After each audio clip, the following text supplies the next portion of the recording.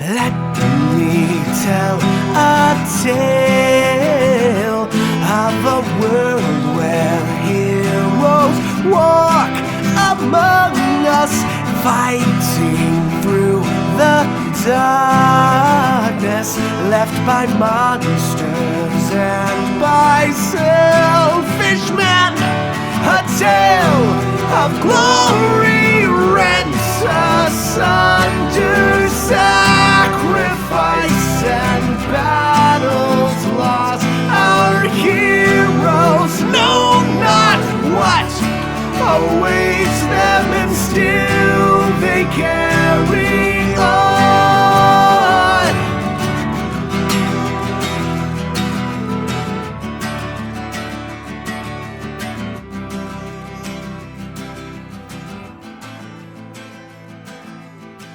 Well, hello everybody. Welcome. My name is Pixel, and we are Ages of Einor. How is everybody doing out there today? We are here with the fantabulous 12th episode of Waterdeep Dragon Heist. As always, we're going to get into the game here in just a few minutes, but we are going to go over our usual sort of housekeeping things, right?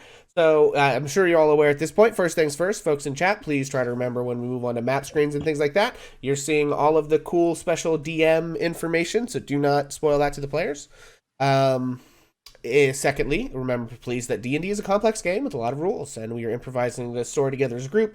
So if we, change the rules or forget something and make a ruling on the fly, or we mess with things in the adventure or anything like that, rule that an ability works differently than it does in source material or whatever, that's fine, that's cool, that's okay. Just let us kind of do that. If you know a ruling and we're trying to figure one out, in the moment, feel free to let us know in chat. But if we miss it and jump in, feel free to then just kind of, ignore that. We're just gonna pass it up and we'll hopefully get it right next time.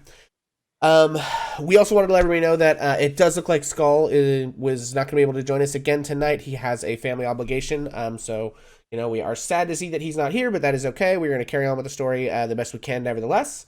And just a reminder as well that we do release the show on YouTube and as a podcast after each episode sometime during that following week. So if you happen to miss that episode or miss part of it or whatever, don't fret. You can still catch it after the fact if you need to be caught up for the next week, if you want to watch things live. And then as always, last thing before we get started, we're going to go around and kind of introduce our cast and characters before anybody, in case there's anyone new hanging out with us tonight.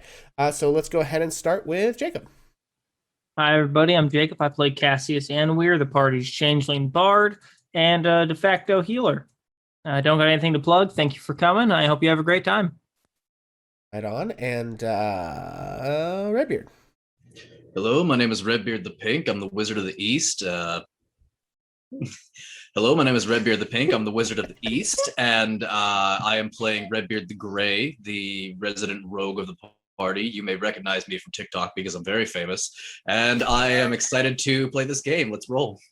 Right on. Trish. Hi, I'm Trish. I'm playing Mel, a young male changeling sorcerer, and I'm looking forward to see what happens tonight. Right on. And Bill. Beast, you're a human and not a character. I'm Beast. I play Bill. And Bill is a wild barbarian mobster, and I'm excited that you're all here to watch. Excellent. And Haley. Got it right that time. Hi, I'm Haley Comet. I play the resident bee swarm serial killer. And I have a stick and a TikTok if you want to go watch fun things on TikTok. And I hope that you guys enjoyed the stream. Excellent. Oh, and as always, my name is Pixel, and I will be your GM this evening. And you can find me on Facebook at facebook.com/hammerandpixel, where I play video games like Monday through Wednesday and talk about philosophy and literature and stuff like that. So, all of that having been said, and without further ado, we are going to jump right into it. So when last we left our heroes, our band of plucky adventurers fled Gralhund Manor one step ahead of the guard and began a search and a chase for the nimblewright. Cass gave Redbeard the nimblewright detector, and with the help of Pepper, he took off in search of the trail. He eventually found a damaged roof consistent with his previous investigation from the fireball incident, the one that led them to Gralhund Manor in the first place, and the chase was on. Meanwhile, Cass attempted to impersonate Eustace Staggart, once again, only to run into the man himself. Some quick thinking led him to claim to be cursed, but Staggart wasn't convinced. However, Beatrice employed her bees once again to great effect and caused a dramatic diversion, and Cass was able to get away. The rest of the party wasn't sure quite what their next step would be until Redbeard sent Pepper back to the party to lead them to him. Redbeard then chased the nimblewright through the City of the Dead and back into the Trades Ward and eventually down into the Dock Ward, tracing a circuitous path to Troll Crook Alley, not to be confused with Troll Skull Alley, where he finally caught up. A lot of stuff in Waterdeep is named after trolls, and I'm not really sure why. Nevertheless, behind him, the party sort of grappled with whether or not to follow into the City of the Dead, eventually realizing that Red had entered and then left the City of the Dead, which is the large graveyard on the eastern side of Waterdeep. And they followed him down to where he had reached the nimblewright. So when he found the puppet creature, it was encircled by a number of Dockward thugs who were cruelly bullying the creature. They had ripped off its arm and were beating it with it while encircled and holding it in place and mocking it. It was quite a gruesome scene. So Redbeard pulled up his gray cowl and began to terrorize the thugs, killing some and dragging them off and using message cantrips to intimidate others. This went on for a few short, terrifying seconds before the thugs fled into the Dock Ward. Red communicated with the nimblewright a little bit, even though it doesn't speak and was using sort of rudimentary sign language to communicate, when the rest of the party arrived. The discussion resulted in the nimblewright agreeing to help the party due to their kindness, when who should arrive but Frabaz, the half-orc enforcer of the Gralhunds, whom Bill had nearly killed at the beginning of this adventure. Frabaz attempted to entice the nimblewright back into loyalty to his mistress, but the party's influences won out in the end. In a fury, Frabaz threw his massive axe into the nimblewright's chest, and he and a company of Gralhund guards attacked the party. The ensuing fight was chaotic. Many of the party members surrounded on all sides by these sort of private guards, and Bill was squaring off not only with Frabaz, but several guardsmen at the same time. Red managed to drag the nimblewright out of the fray and began to rush it to the Temple of Gon, and the remaining adventurers barely fought off the guards. Cass was gravely wounded early on, but Mel was surrounded and taking shots from several guards. He rushed back in to protect her. Beatrice was flinging arrows and bees into Frabaz from the back lines until she was beset by several guards of her own and had to shift her focus. Arlo pelted enemies with spells from the rooftops until eventually Bill was finally able to overpower Frabaz, drive him to the ground, pummeling him with fists, and biting off his ear in a fury. Seeing their leader fall in such a manner, the guards broke and fled. The party mostly began to make their way back to Trollskull Manor. However, Red arrived at the Temple of Gon and made his way to the roof to try and break in and find Nim, the nimblewright creator, and Beatrice headed that way shortly behind him. And so that is where we are actually going to pick up tonight. Beatrice, so you arrive at the Temple of Gond just a few minutes behind Redbeard. Sorry. Well, I don't think he would have gone in the front door, so I'll go around and see what's up, because I don't think I've actually technically been here. Yeah, I don't think you have either. No.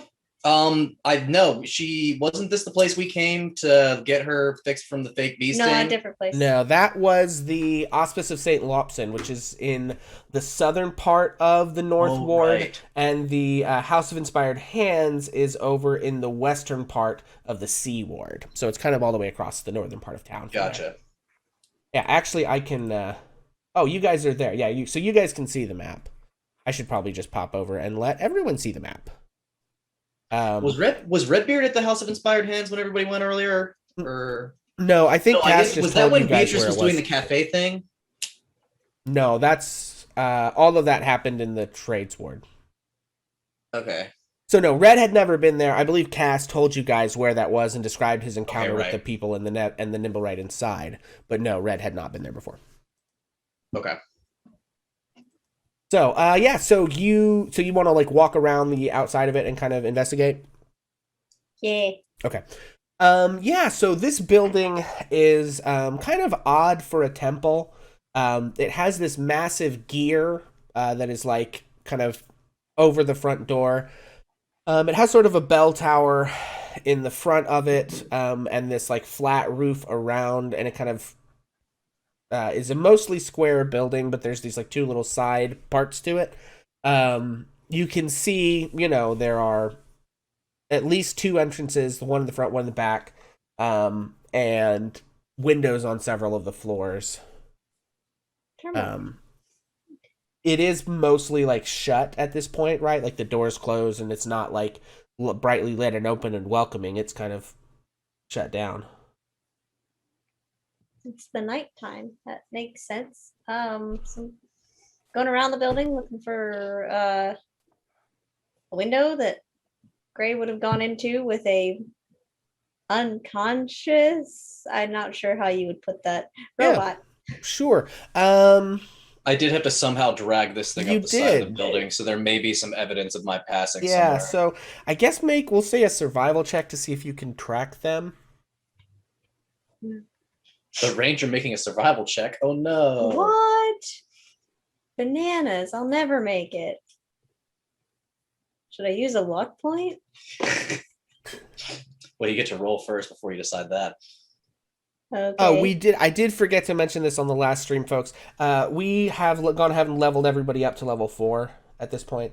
So you may see folks using some new abilities. So just kind of be aware of that. That's embarrassing. I'm going to use a luck point. What did you get? Oh, okay. So you'll get to see the Not in first that one, but it's instance not high. of using your new ability. So yeah, go ahead and give her a roll.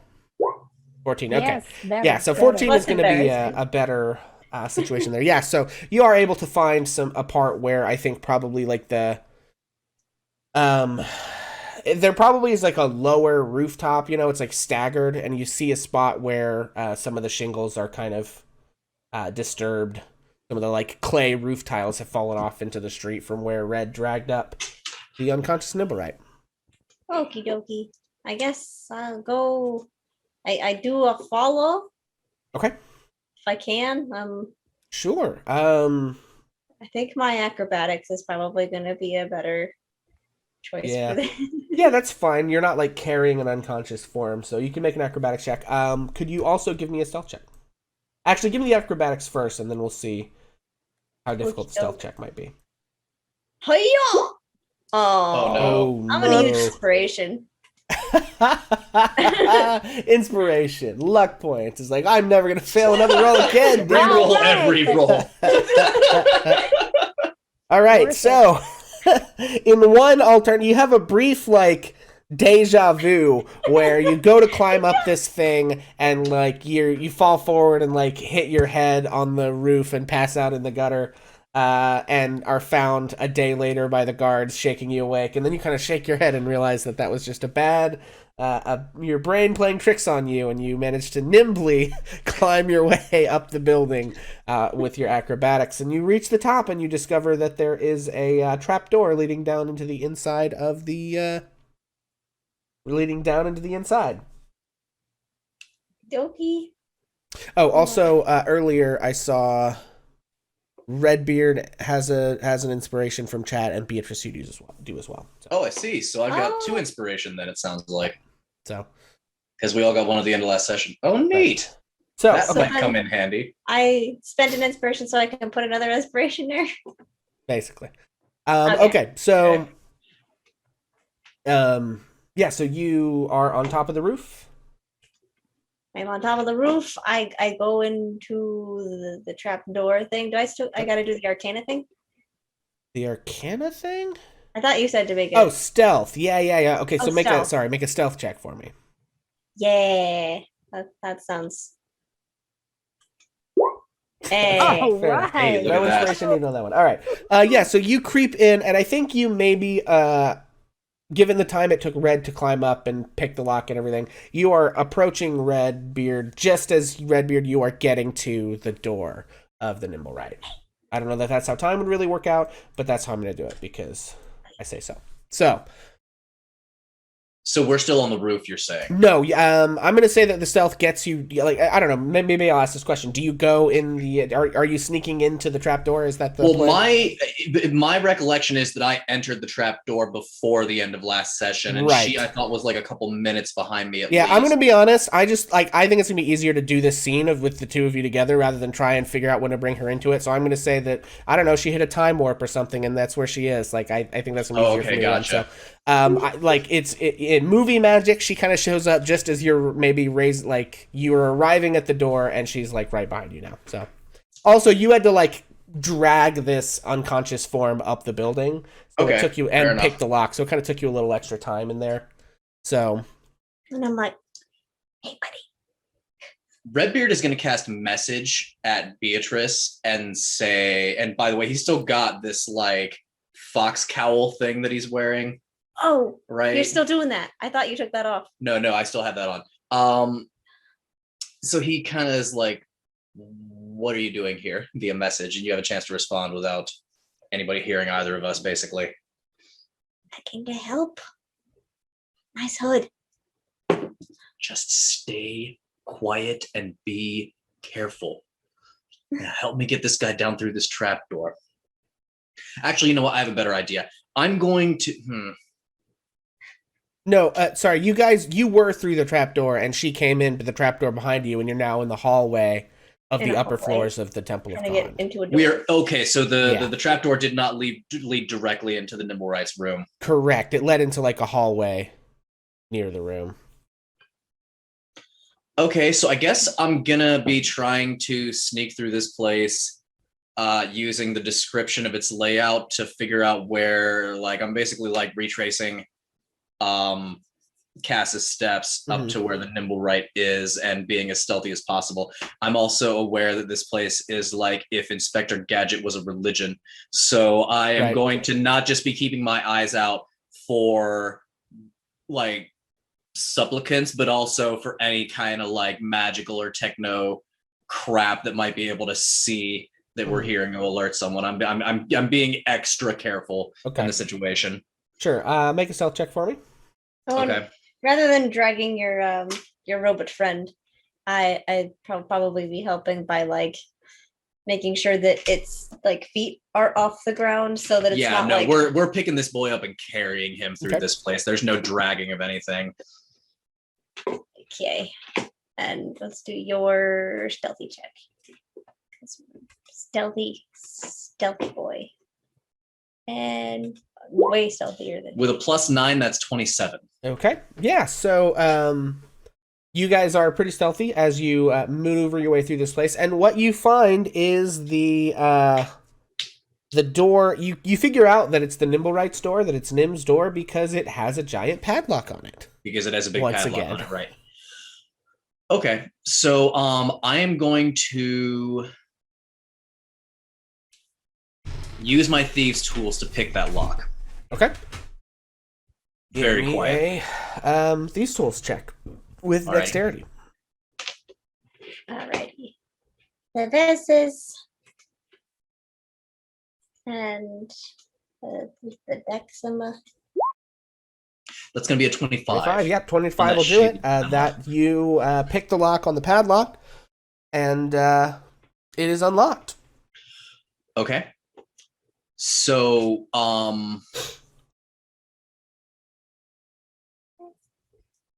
yeah, I'm just going to open the door and carry this very, very quietly, but I'm going to just open the door and carry this thing in.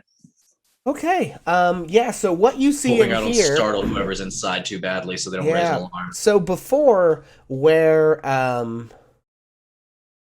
when Cass had been there, and obviously you didn't see this, but he did, I think, describe it to you. So before, there were like tinkered little things everywhere, and projects that were half finished, and papers, and bits of wood and metal and scrap and tools and things all kind of scattered about in a very chaotic kind of workshop area. There were desks and tables and things covered with this guy's projects. Now this place is like just every surface is immaculately clean.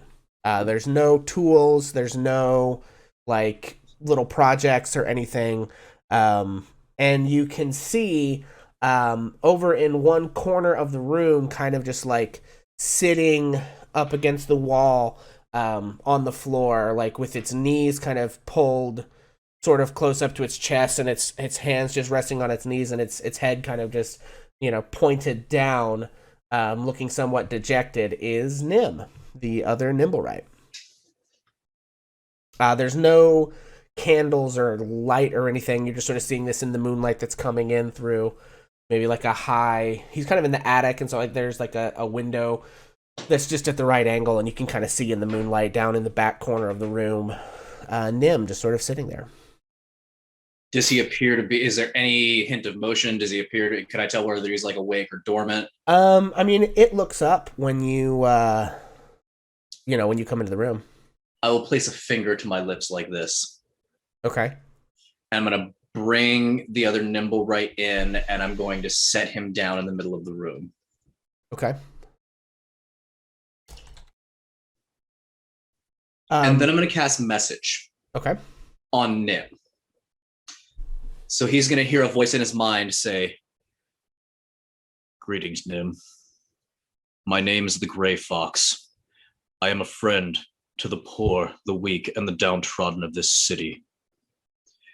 I take it this is one of your creations and perhaps even a friend of yours, and he was viciously attacked in the street recently. I was hoping that you would be able to fix him." Okay. Now, the way message works is that he has a chance to respond, and even though he's not able to speak, since the text of the spell says they're able to respond in a whisper that no one else can hear, I'm hoping that this will allow Nim to communicate with me telepathically, so we don't have to fumble through the sign language. Yeah.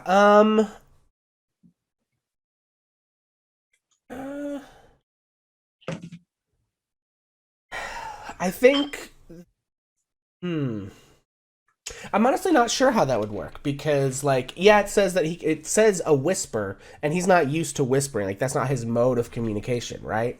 And so that implies to me, like, language in the like kind of spoken sense. Let me take a closer look at the text of the spell, because I almost get the sense that it's like, really, it's basically telepathy, right? You're not, it says whisper, but at the same time, we're communicating and nobody else can hear us, which makes it sound like it's all happening in our heads. Hang on a second. That was a message.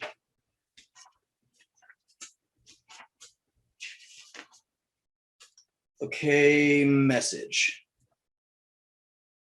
Point your finger towards a creature within range and whisper a message. The target hears the message and can reply in a whisper that only you can hear. Yeah.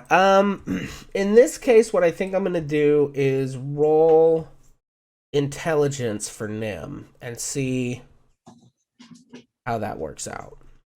Because I think there's a chance that it could work out and he can just speak, but I also think there's a chance that that's not exactly how it works. You know what I'm saying? So sure, fair enough. We'll let the dice decide. Indeed. Okay, I don't know where his stuff is. I would think this thing would have a good intelligence mod. Considering that it creates life. Yeah. Okay, that is clearly not the same nimblewright as Nim is. All right, I'm just going to make this roll.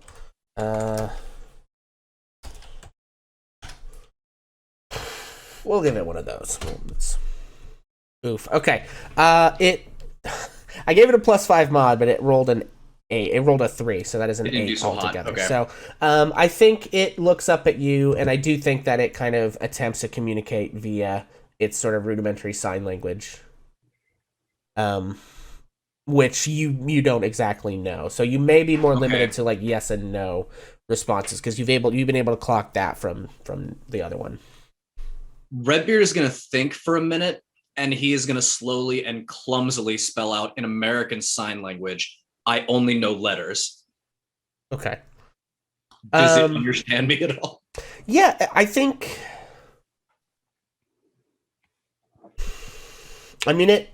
It motions yes, it understands. Redbeard kind of looks around the room and goes,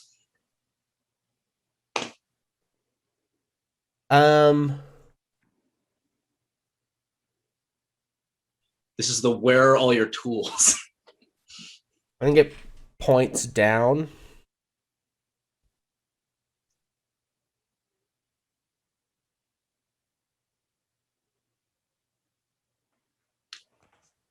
They were taken.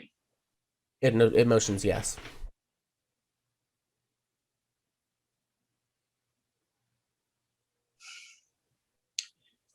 Do you have any way of telling me where in the building these things might be? Yeah, I think it looks around and sort of Right back. motions no.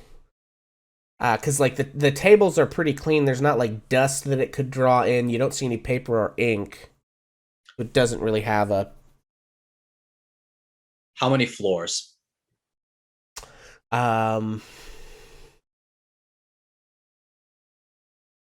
Which floor do you think your tools are on?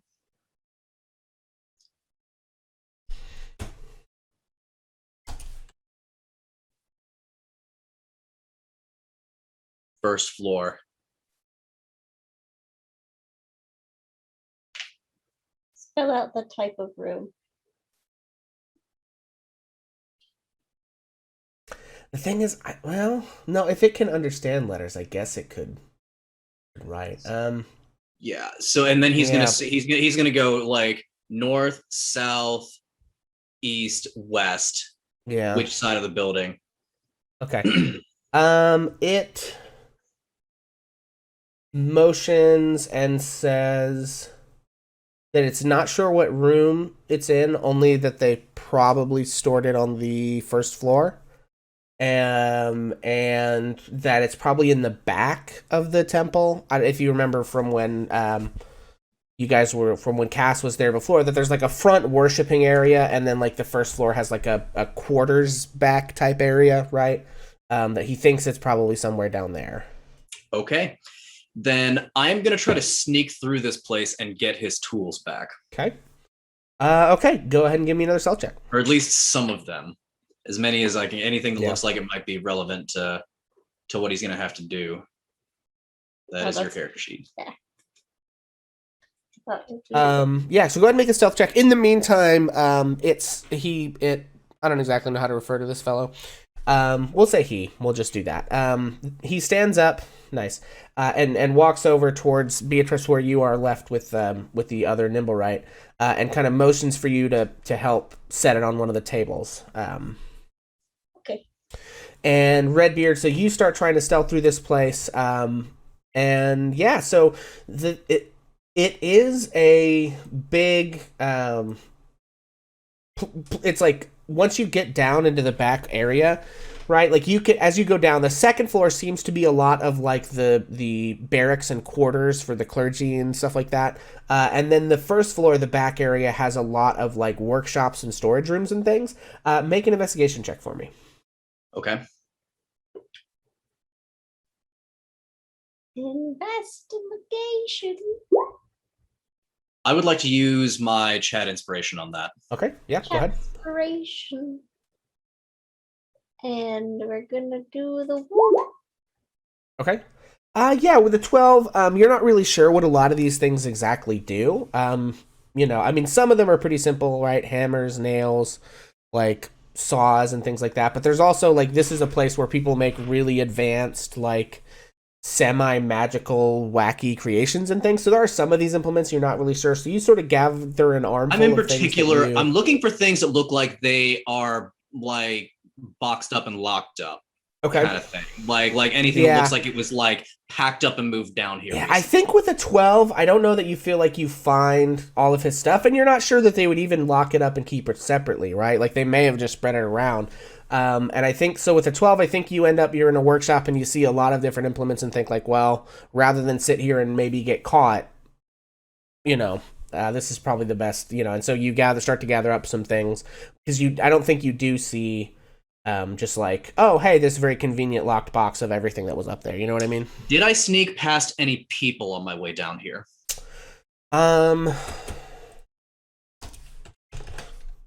Give me high or low. high? No. Okay. I got a 40 there, so. So relatively empty place. Okay. Yeah.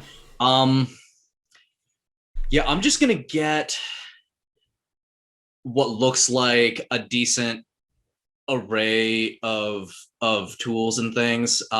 Just things that look like they might work or help.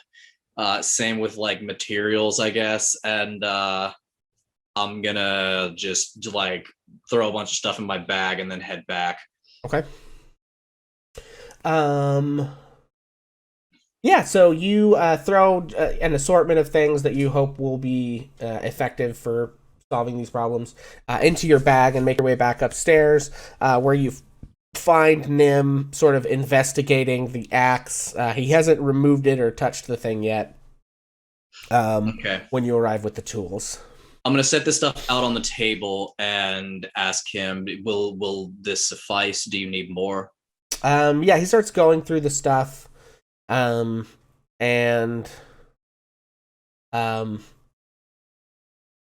setting it out, and it seems like he starts to ready himself to get to work, like he thinks he has enough to do what he needs to do.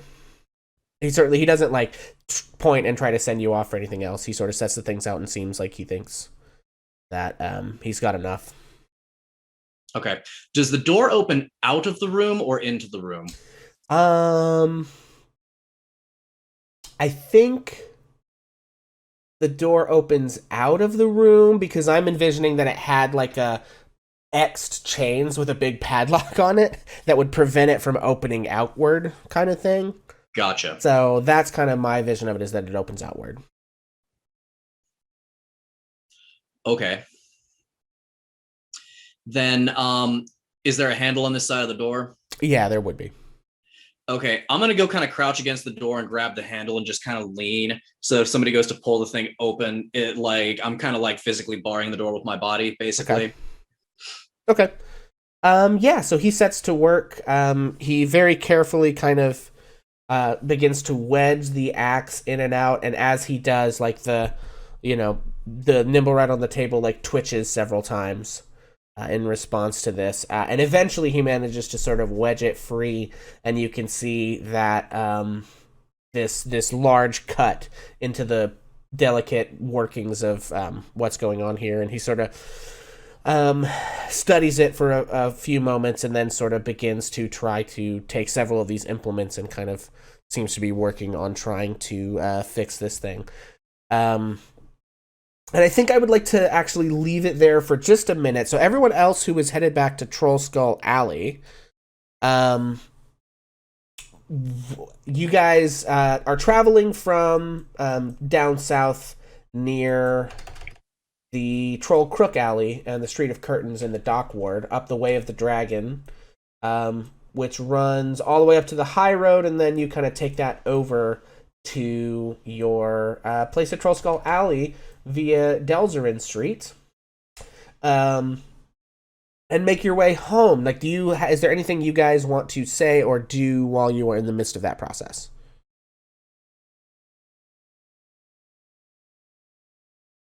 I think Mel would just be trying to help Kaz make the journey because it's a long way. So right, yeah, and Kaz was pretty she's injured. just holding on to Kaz and encouraging him. If maybe we have to stop a time or two and let him groan and breathe, and then we start off again. Yeah, Bill is actually gonna run ahead of the group. Yeah, don't you worry now, Kaz. Mel's gonna help you get home. I need to take care of something first. I'll make sure it's nice and clean so we can throw you on the table, get you all stitched up. Sounds good, pal. Yeah. Okay. Cash just keeps limping along. Yeah, Bill takes off running ahead of the group. Okay. And Arlo was a little bit behind you guys, obviously, because he was looting the bodies. Ever the greedy one. Okay. So Bill, you sort of take off running towards Troll Skull Manor. And you arrive there a little bit ahead of your friends. What do you do? What is Bill all hot to do here at Troll Skull Manor? Bill's gonna run up to the side of the building to the second floor where the residential area is, and he's going to run up the stairs to the top floor so that he can get inside of the attic room where he sleeps.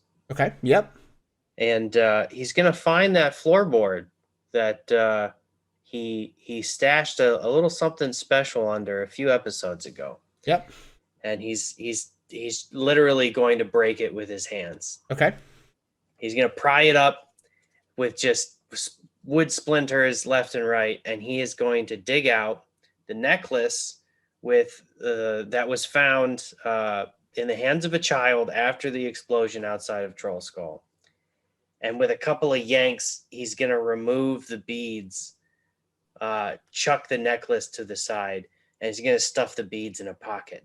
Okay. And then he's just going to kind of shabbily throw a rug over the splintered floorboard. Excellent. Okay, and I think after that little sort of moment happens,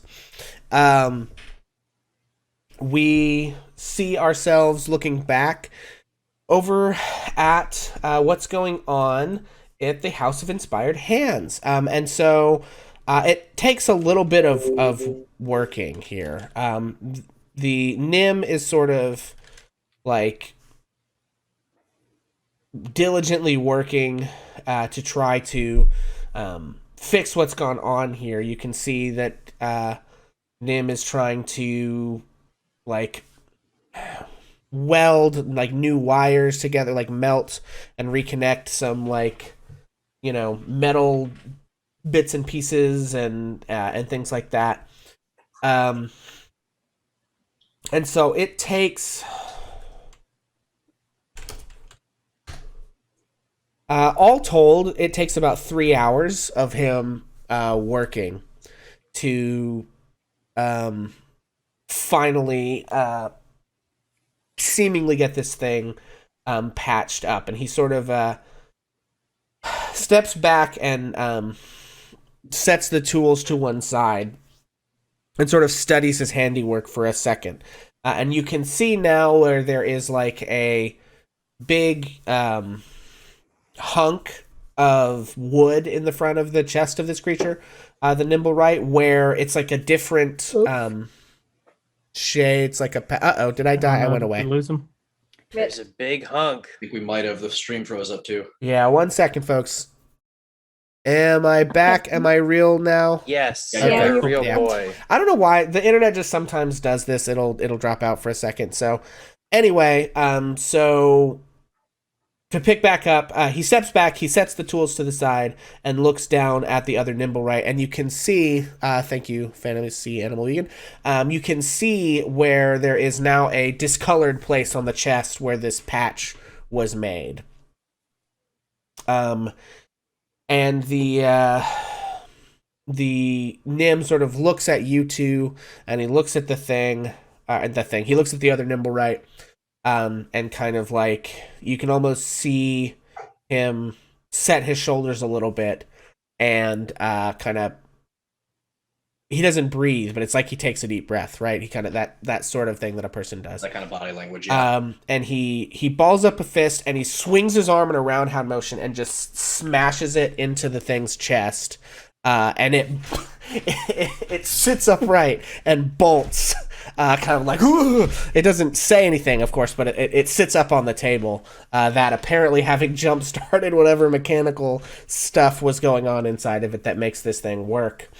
And then the thing sort of collapses back down onto the table, still moving, but like just seemingly maybe getting its bearings on its surroundings for a second after its near-death experience before sitting up and swinging its legs off the side of the table.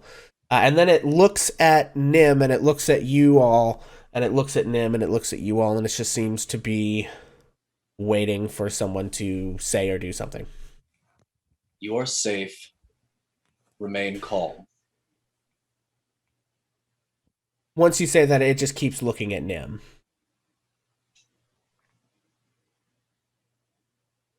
And by this point, Nim, I think, has sort of backed away to give it quite a bit of distance. Him, I don't know. We probably need to name these things because it doesn't have one yet. But anyway, so Nim looks at the other nimblewright and backs away a few paces to seemingly give it Him, space. him. Or nim and right. TBD on that, I suppose. And they sort of begin signing back and forth to each other, much too quickly for you all to keep up with, having a discussion. It clearly gets animated a time or two, as their gestures grow sort of bigger and more sharp and forceful. But eventually they seem to come to some sort of an understanding, and the gesturing stops, and then they sort of look at the two of you. So I have a question for Nim. They look like they were keeping you prisoner here and wouldn't let you do what you wanted to do. Do you like it here? Nim signs no. Do you want to leave? Nim signs yes. Let's go. You should both come with us, if you please. They sort of look at each other for a second, and it's a significant kind of a glance. Something is exchanged between the two of them in that glance, but then they both sort of the one stands up off the table. The other one he goes over to no, he doesn't have anything. He looks at the stuff on the table and looks at you all and looks back at the stuff on the table. Yeah, let's take the stuff. And I'll bag it right back up again. Yes. Okay, yeah. So you gather the things into your bag, and then I guess it's time for stealth checks from everybody. I Oh, wish I had passes out of Chase. That'd be really fun. Alrighty. Let's do yours first because yours is easier. Don't say that. Okay. Yeah. No, it is. You have a +9.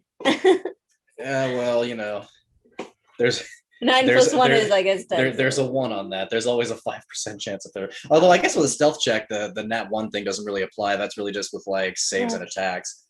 Yeah, but I mean, someone would have to roll Still pretty wouldn't have been bad ideal. perception to not clock a 5. Alrighty. Okay, so we've got Redbeard at a 22. And then there's me. And Beatrice at a 16. I see. Well, what is the average of those things? Because I rolled a 9 and a 5. We got a nat 1 and a 9. So I'm just gonna take that total party average, and that averages to a 13. Okay, I'd say that ends up being reasonably stealthy. So, because it's kind of a group check. So, you all are, these two are distracted, and they seemingly maybe don't trust each other or something. They don't like moving in a coordinated way, and they kind of get in each other's Probably way trying to and go things back like out that. the way we came.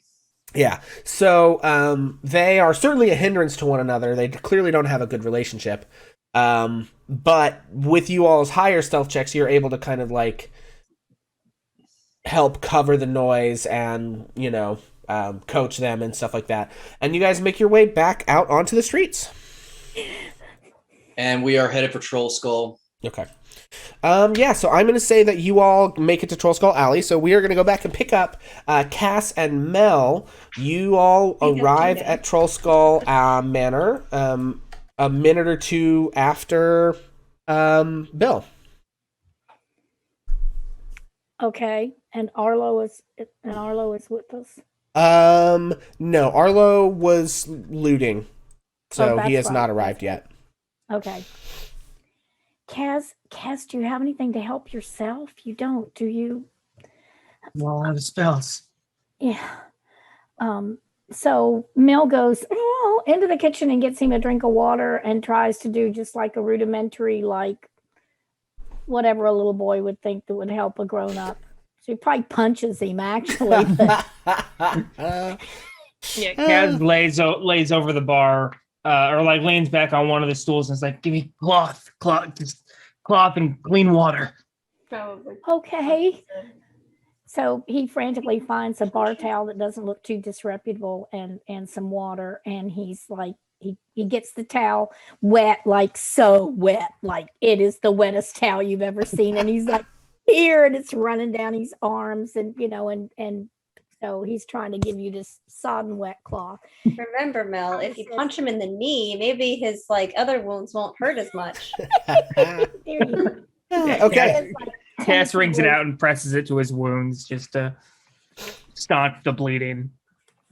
He's like, this little boy is digging deep into anything he ever knew, which he doesn't know much, and he says, should I think I remember this from the gnomes. Should I pour like alcohol on you? I don't think any of our alcohol is strong enough to really act as disinfectant, Mel, but I appreciate it. Do you want to drink some? I'm on the wagon. Yeah, fuck it. Come here. Oh no! Let's give him some blood thinners. That'll do the trick. Fix him right up. Who cares what ails? So he said yes. So Mel gets like whatever semi-dirty glasses sitting around amidst all the construction that the workers left from earlier in the day, and hopefully they didn't spit in it. And he pulls it up to the brim. Okay, this is one full cup of whatever he found, Oh, which is probably man. going to be something bizarre. What would have been lingering, like creme de menthe or something? Schnapps. Okay, that's just something that had been in the bar for a really long time that nobody wanted for a real drink, and he brings it over to you. Hang on one second. It's just a cup of vinegar. No, that is not what I want. Piss and vinegar. Yeah. Okay, the only bottle that you can conveniently find is a big kind of jug of some mysterious spirit.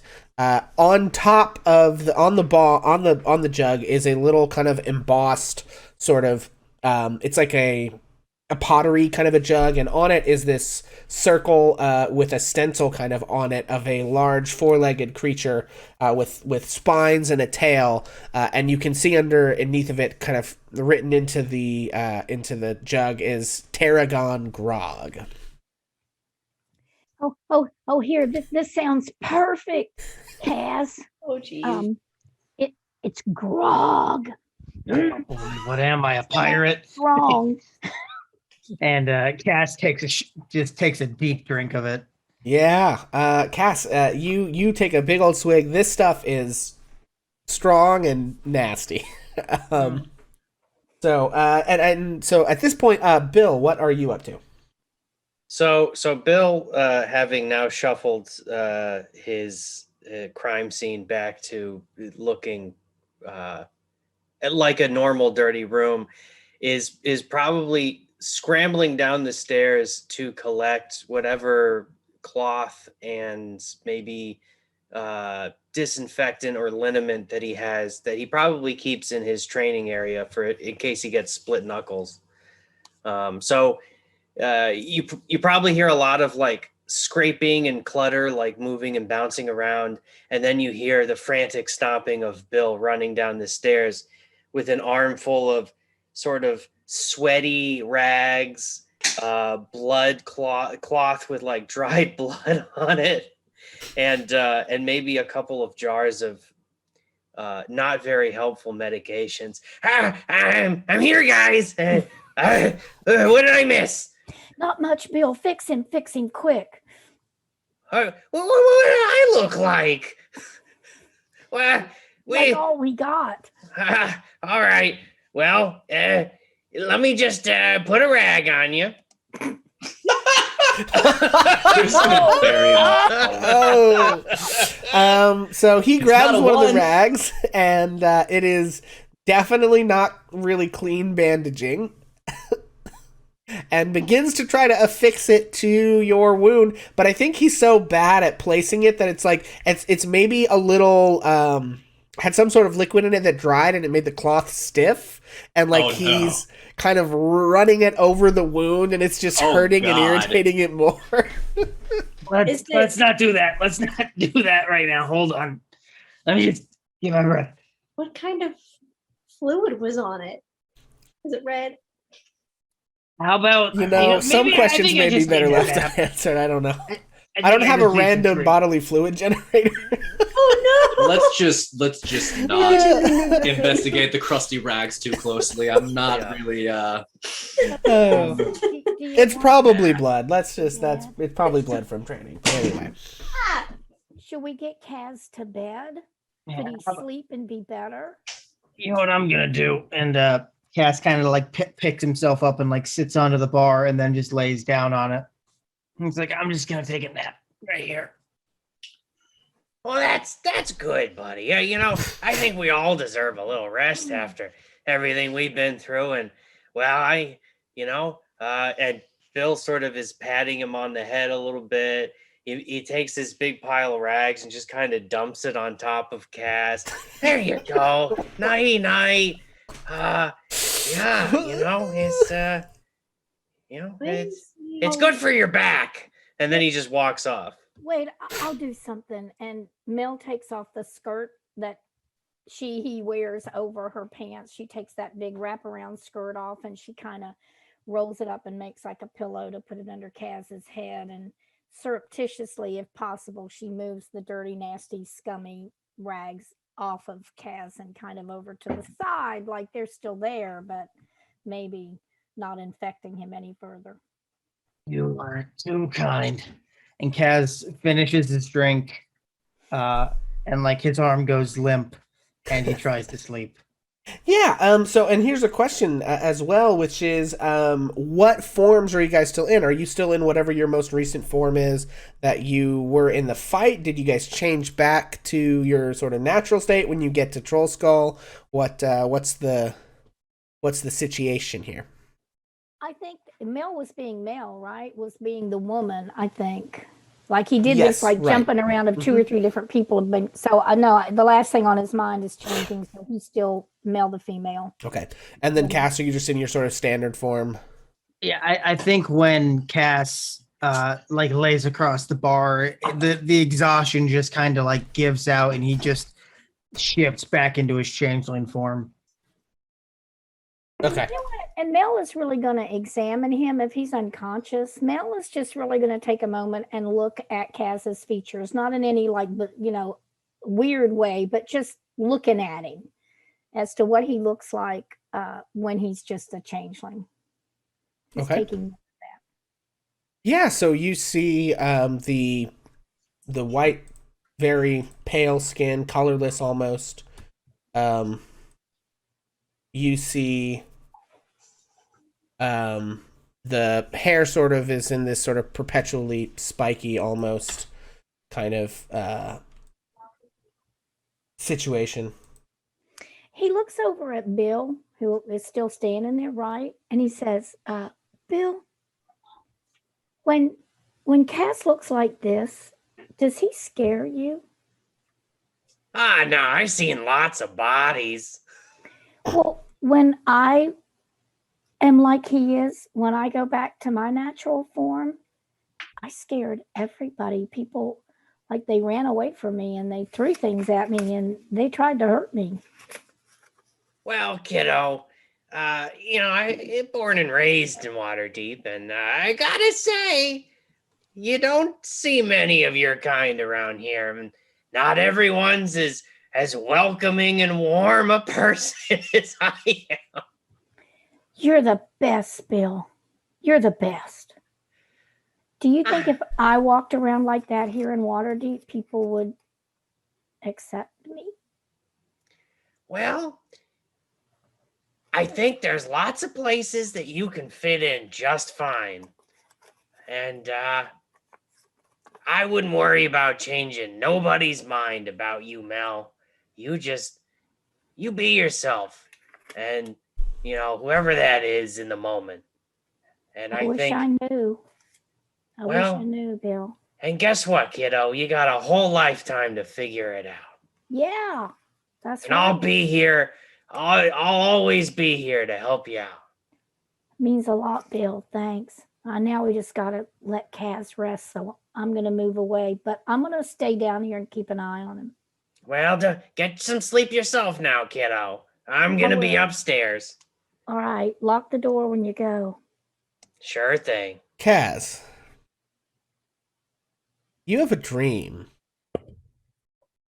In your in between the pain and the passing out and the little bit of liquid anesthetic that you imbibe, you have a dream triggered something deep in your mind.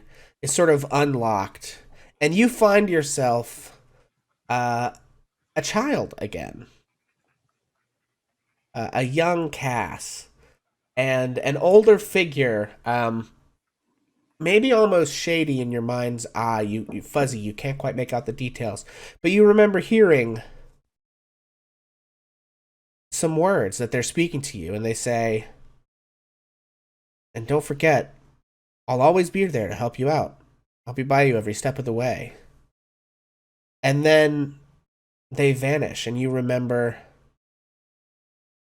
that feeling of panic that you first felt when you realized you couldn't tell who they were anymore. You couldn't find them. You didn't know which mask they were wearing anymore, and you didn't know how to ask without giving it away. And you remember that panic as you raced around. Where were you when that happened? Neverwinter. As you race around in the market district of Neverwinter, trying to stopping by stalls, you knew, you'd been told not to ever let anyone know. And so you didn't know how to ask without letting them know. And you didn't recognize anyone that looked like the masks of any of them that you were familiar with. And the day went on, and the night went on, and you never found them again. And you try not to dwell on it. But here in your wounded, weakened, worst moment, hearing through the haze of pain, and as the liquor is setting in, those words that were so similar to what you heard, you were taken back in your dream to that moment where you remember when you lost the only family you ever had.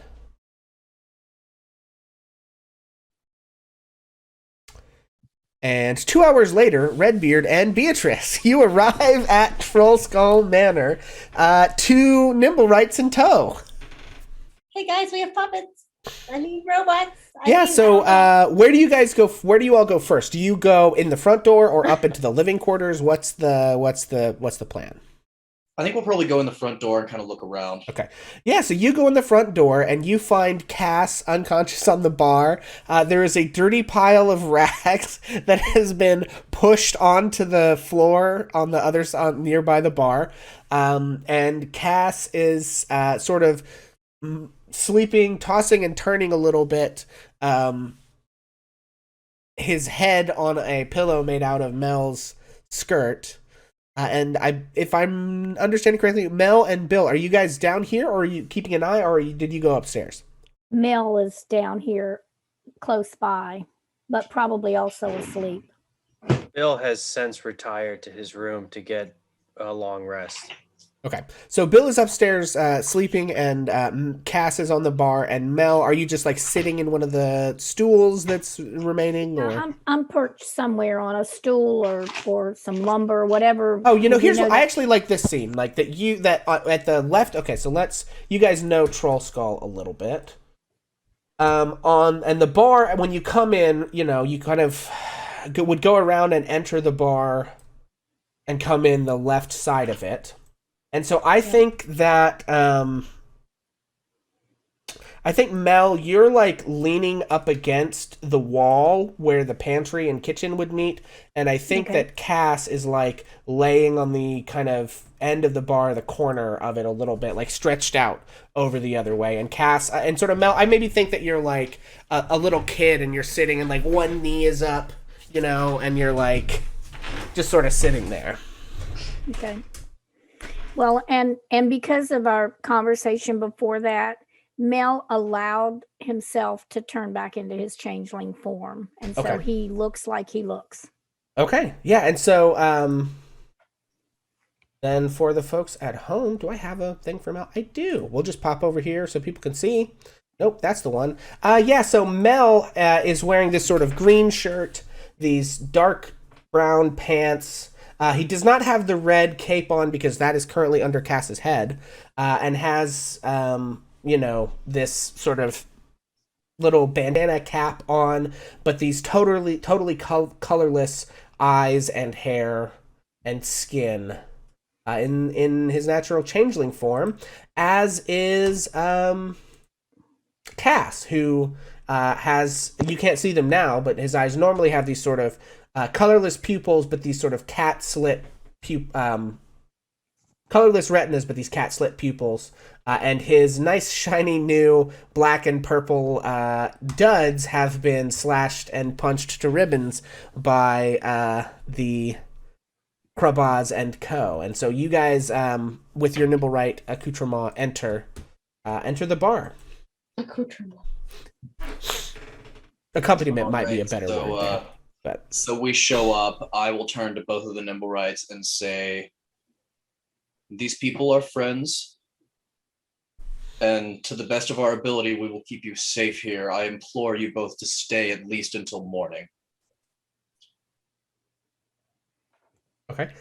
I think they look around and kind of begin. I think that Nim begins to like investigate all of the construction, all of the like lumber and the parts that they're remodeling and things.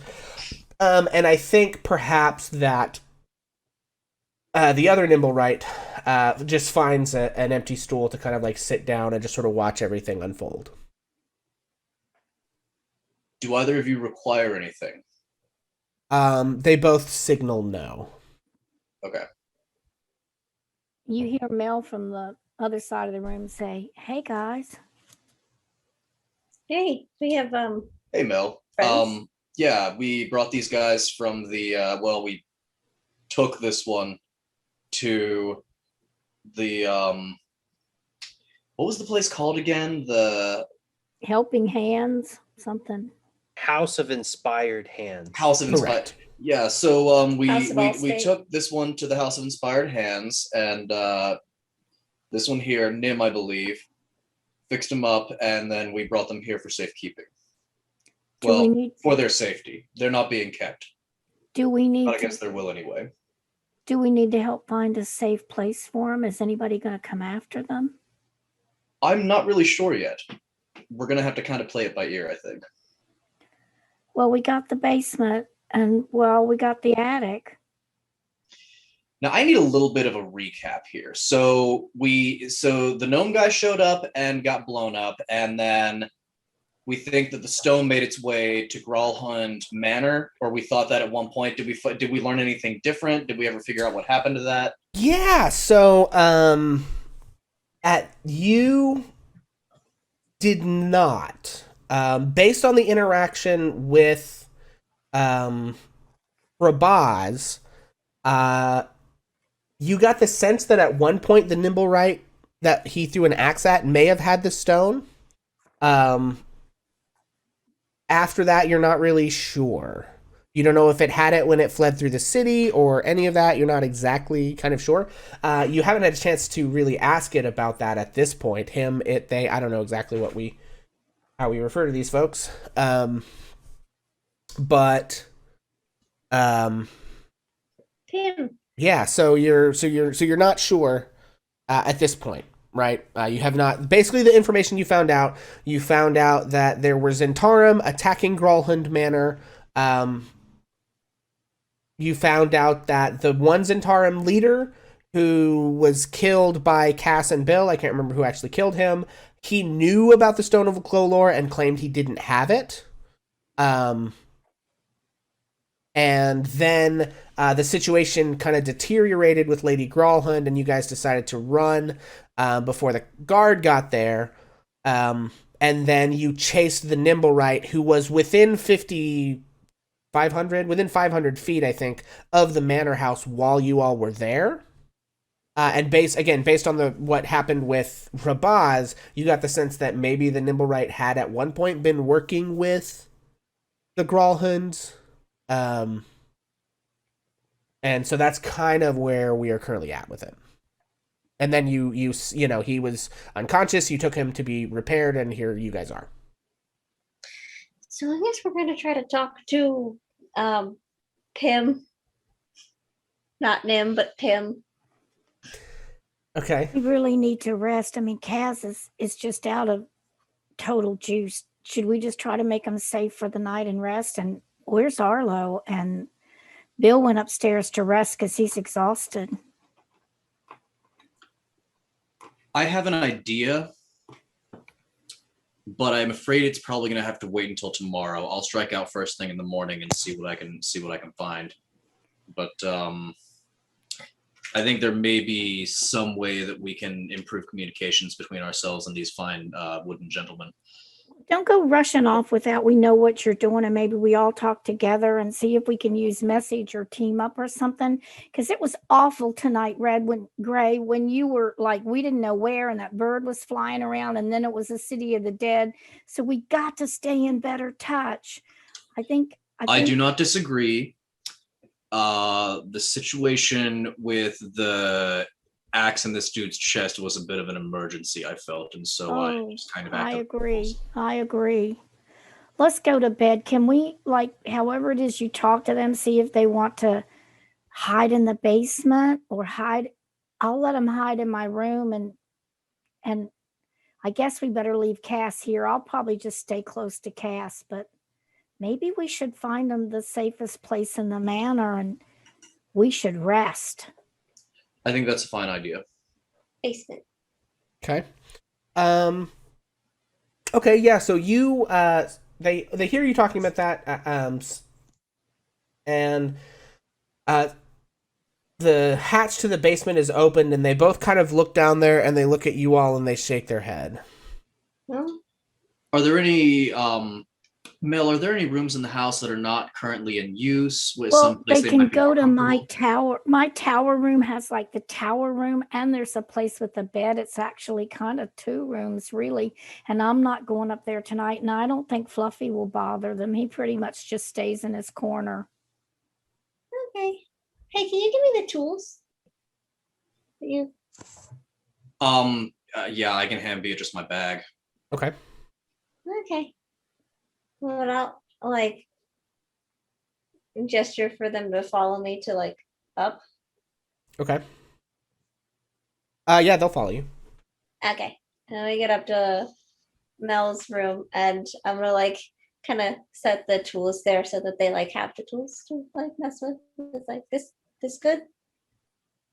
Yeah, I think they set to looking around. Mel is a bit of a tinker as well, right? So I think Nim kind of looks around, sees the other tinker table, and sort of excitedly goes, doesn't really touch anything, I think, because sort of understands, like, this is another tinker's workshop, and I'm not going to mess with their stuff, but very interestedly looks at the things on it.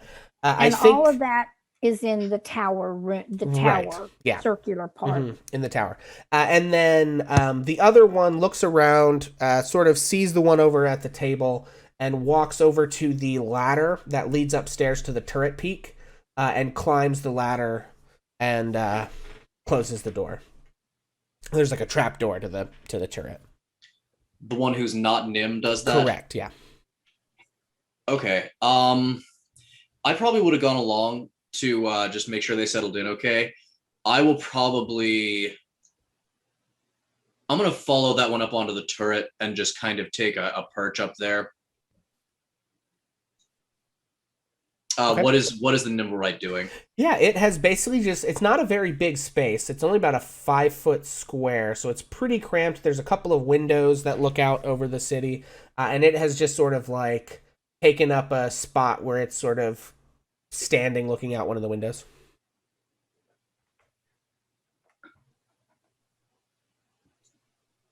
In there. Okay, gotcha. So we're still inside the building here. Yeah, because I think if I don't know if I have a picture of the front of this thing. Excuse me, heavens. Let me see if I do. Additional art handouts. Troll Skull Manor. Is that the... No, that's just so you guys can see it.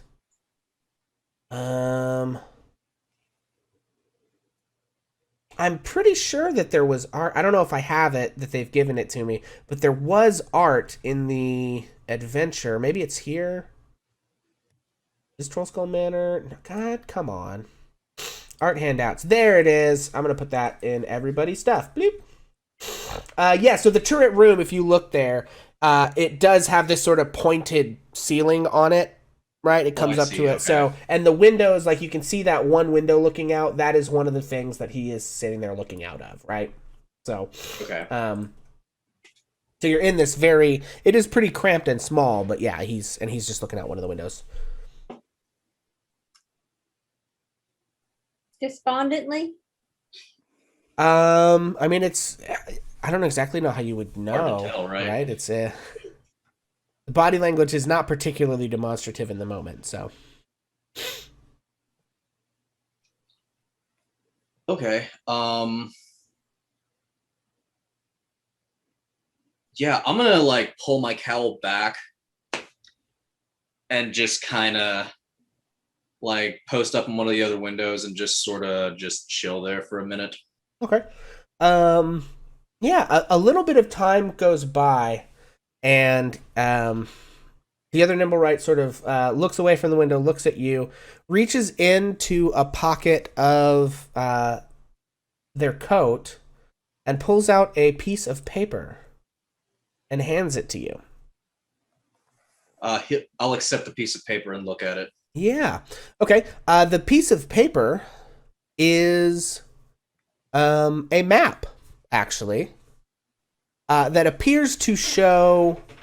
It's folded up, and it depicts the part of Waterdeep. It's not a full map of Waterdeep, but it shows the North Ward and the City of the Dead.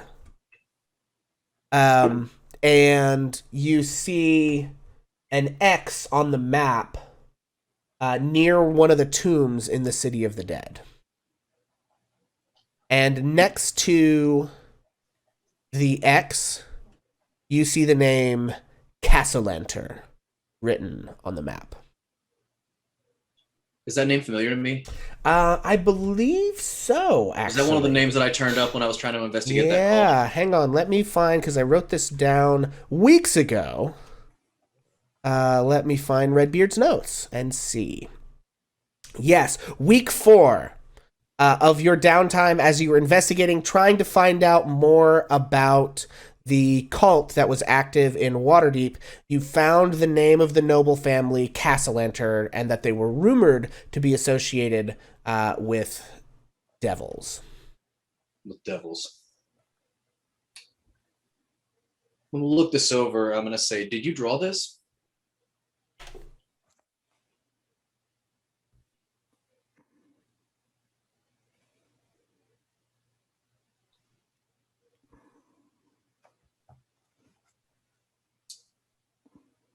Is something hidden here?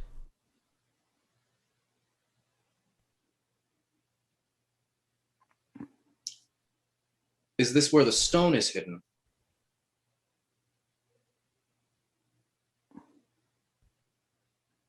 I thank you for this information. You're not used to having friends, are you? David, so how do I get it in here? Oh, yeah, sorry. Thank you, Trish. Yeah, so he was, so just to go pick up back up, because folks on the podcast can't see my face. He shook his head no, that he did not make the map, shook his head that yes, that something was hidden there, and yes, the stone was hidden there. And when you ask if he is used to having friends, he shrugs.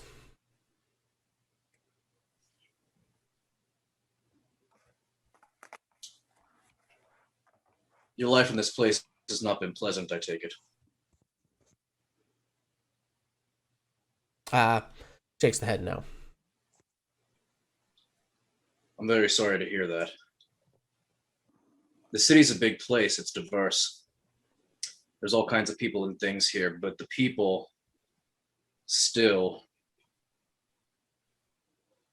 they're not always kind to those who are different than they are. And they're all different from each other, so really there's not a lot of kindness to go around this place. And I'm sorry. Some of us are trying to make it better.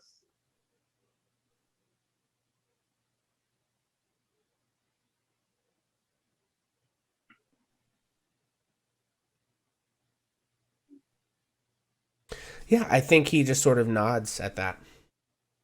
Okay. Well, I know I like to be alone when I'm brooding, so I'll leave you to it. If you or your friend need anything at all, and you're able to make it known to us, or known to me at least, I feel pretty confident I speak for my friends as well. We'll do anything that we can to make sure that you're safe here until you decide to move on.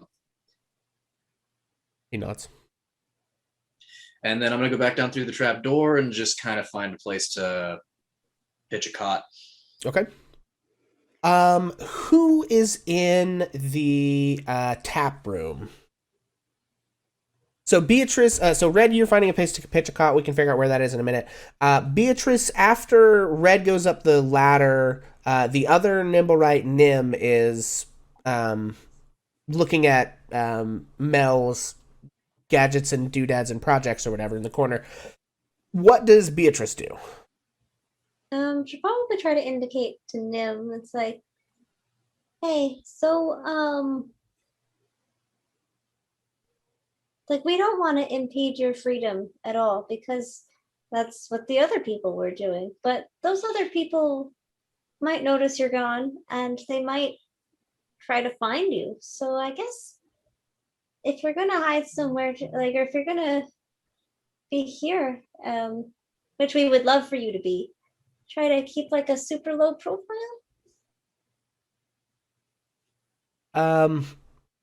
He nods. Okay. I'm gonna go check on my friends. One of them was laying across the bar, and that's not usually good for humans or changelings. Either one, really. Okay. And then where do you go? I'm gonna go to the tap room and see if I can figure out what's wrong with Cass, who was screwed across the bar. Okay. Yeah. So you go to the tap room and begin to sort of investigate Cass, who is sleeping on the bar. I assume Mel is still down there. Yeah, and Mel is still in the corner, but about half asleep. Yeah. Just really, I'm not And, sure if he's totally awake. As you go to approach the tap room to make your way inside, Beatrice, you see a figure approaching, two figures actually, approaching Trollskull Manor. One is sort of a small-ish, feminine-looking figure, and one is much smaller. And they approach, and the feminine-looking figure is holding the hand of the smaller figure. It's a little hard to make them out in the torchlight from a distance. Where does this happen? Right outside the front door of Trollskull. They are coming up like up one of the alley, ways towards the front of Who Trollskull goes? Manor. Beatrice, is that you? Yes, that's me. Oh, thank the gods. They start to rush towards you, and you see it is Bella and Georg, Bepis's wife and son. Oh, And my she goodness. says, she sort of almost like collapses up against you in like a hug kind of a thing, and says like, oh, we were so worried when we couldn't find you earlier. I came by looking for you while Georg was in school, and I couldn't find you. I saw a dark elf who said that you were doing something else. I gave him a letter to give to you, but anyway, they've set the day for the handoff. It's tomorrow. Me and my friends will definitely be there. I have to go tell them, but we will definitely be there. Can What time? tomorrow at night, but I'd feel safer if we could stay here, and maybe if someone could watch Georg. while we go. Absolutely. I Come don't on trust my parents to watch him anymore. in. I wouldn't either. There's such. I can't even think of a word right now, and the words that I would come up with are probably inappropriate to say in front of him. Okay. Thank you so much. We'll just find a place to crash. Come on, sweetie. We're gonna stay here tonight. Won't that be fun? And Georg sort of just looks up at her with big round eyes and doesn't really have a lot of expression at that. And so yeah, you guys enter, and I think we are gonna just go ahead if that's okay with everybody. Does anyone? Let me just ask this: does anyone have any other like major scenes they want to do at this moment? Well, there's another child, so maybe Mel wants to do something. Well, I just think that Mel looks up when they come in, comes awake, asks what's going on, finds out, and then takes the mother and the son upstairs to Cass's room because he's not using it. Yeah, and I think upon seeing the two changelings, you know, the two, Bella says, "Well, two changelings and a dark elf. You certainly keep interesting company these days." Indeed. Great friends. Not that there's anything wrong with that, but just, you know, I've actually never really met a changeling before that I know of. I suppose. How would I know? Well, it's like meeting a lot of different people, really. I suppose. Well, anyway, thank you for your hospitality. And yeah, Mel, you lead them up to Cass's room, and we are going to go ahead and take a long rest there, folks. So everybody go ahead and recharge your HP and abilities and everything that will take place on a long rest. Yeah, I don't know And, what happened, but I guess it doesn't really matter. But I guess when leveling up, it didn't save the fact that, like, I got injured. Yeah, that's fine. I knew there wasn't going to be any more combat in that section anyway, so you can just, everyone put yourself back at full HP. Cool beans. So, Like yeah, in so Skyrim, where you level up and it refills all your stats. basically. So yeah, you guys, the next morning comes, and you find yourself in a significantly more crowded Trollskull Manor. There are two nimblewrights and a woman and child. And at some point in the night, Arlo does show up, looking somewhat harried.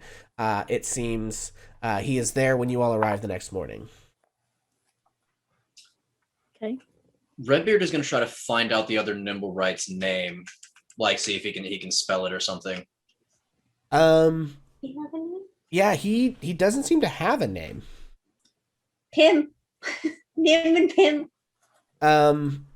He doesn't have, like, it doesn't seem that Lady Gralhund named him, nor was, you know, and I guess they didn't settle on a name for him back when he was with the Temple of Gond, so he doesn't really have a way that he refers to himself name-wise. Yes. It's occurred to me that I spoke to a fancy lady who said a puppet through some things, right? Yes. Did the lady look like Miss Lady Grolhund? No, it actually was a different person. Oh, okay. That was... I thought maybe she was trying to frame It was him. some local gossip, I think. Yeah, I don't know if she even had a name. You didn't ever get the name, but her name was Jezrin Hornraven, who was a Waterdavian noble and notorious gossip. Ah. Yeah. So it was definitely a different woman, yeah.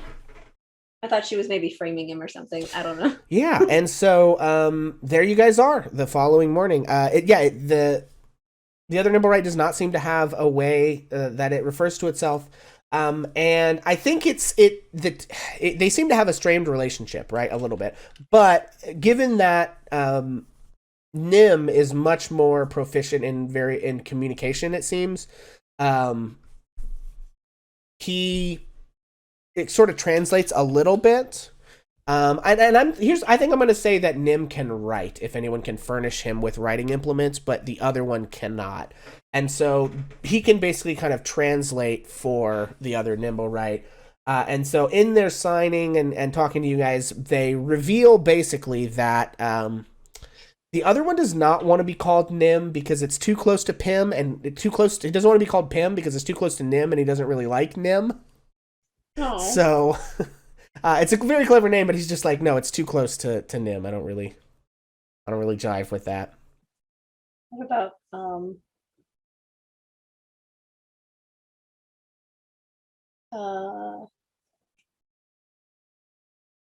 I don't know. Cass is better at picking names. Nim, have you considered or perhaps tried to figure anything out that would allow one or both of you to speak? Nim communicates that due to like the nature of their internal mechanics, it would require the ability to press, unless there was like magic that is beyond his scope, it would require the ability to pass air through a diaphragm, and that would require such a massive reworking of their inner workings that they're not sure how they would do that. So like he probably has tried to figure it out, but like knows enough about the insides of what makes up a nimblewright to know there's no room for fake lungs in there really to like, so you'd have to come up with a purely magical solution, which he is not a gifted And mage. he's not a mage. Yeah, so Okay.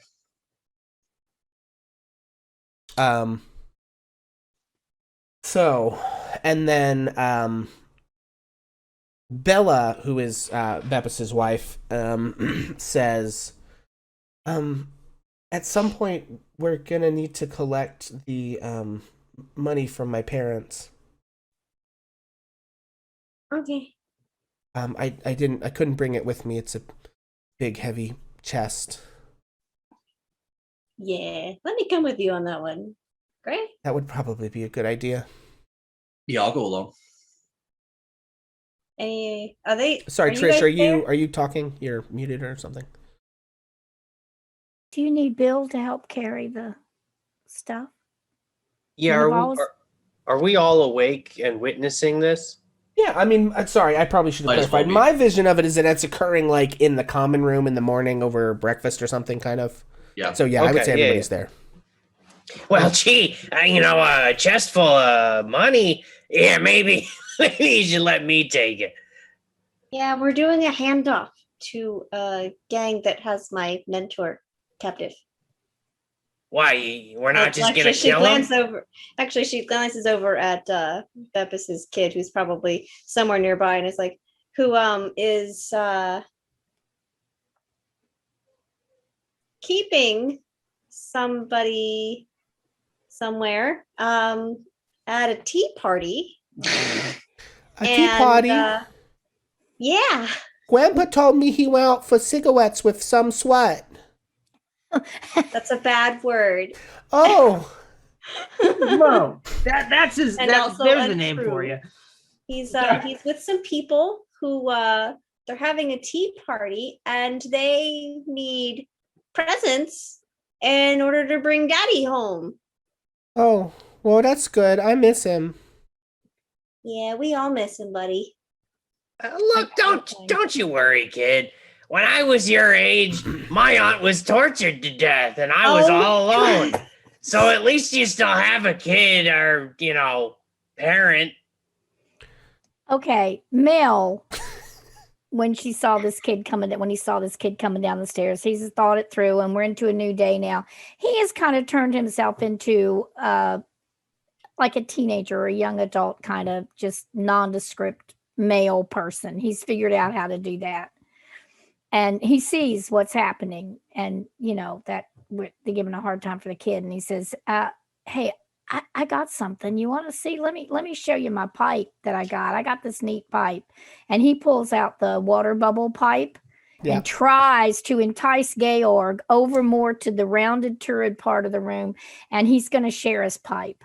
Oh, I see. If it works. Yeah, so it certainly works. He says, wow, that's really neat. Hey, you guys have a lot of people who live here. I didn't see you last night.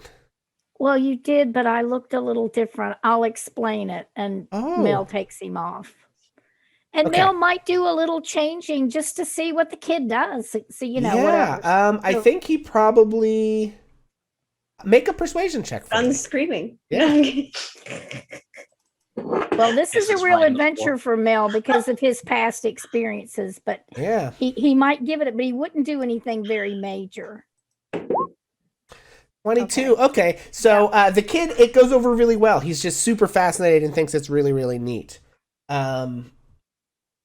Okay, so between the pipe and his facial changing, Mel keeps the kid occupied so you all can talk freely. Okay. Okay.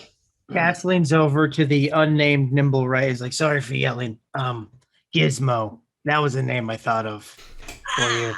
Like a gizmo, like a thing or a thingamajig, it's a gizmo. What do you think? Yeah, I think he takes a shining to that. I think he likes Gizmo.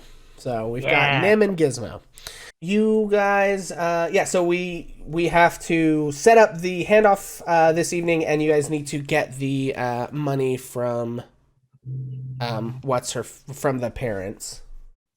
Is Remind there me any which gang. planning that you want to do exactly in that process? I Yeah, am did kind of we- reaching a point where I sort of need to push the action along a little bit here because there's some stuff that we need to get through. Okay. so- Did we determine which gang it was that had Bepis in?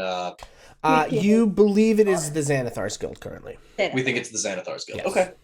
And they have set up a handoff, as far as you understand it, in the dock ward in an alleyway between Crook Street and Lackpurse Lane.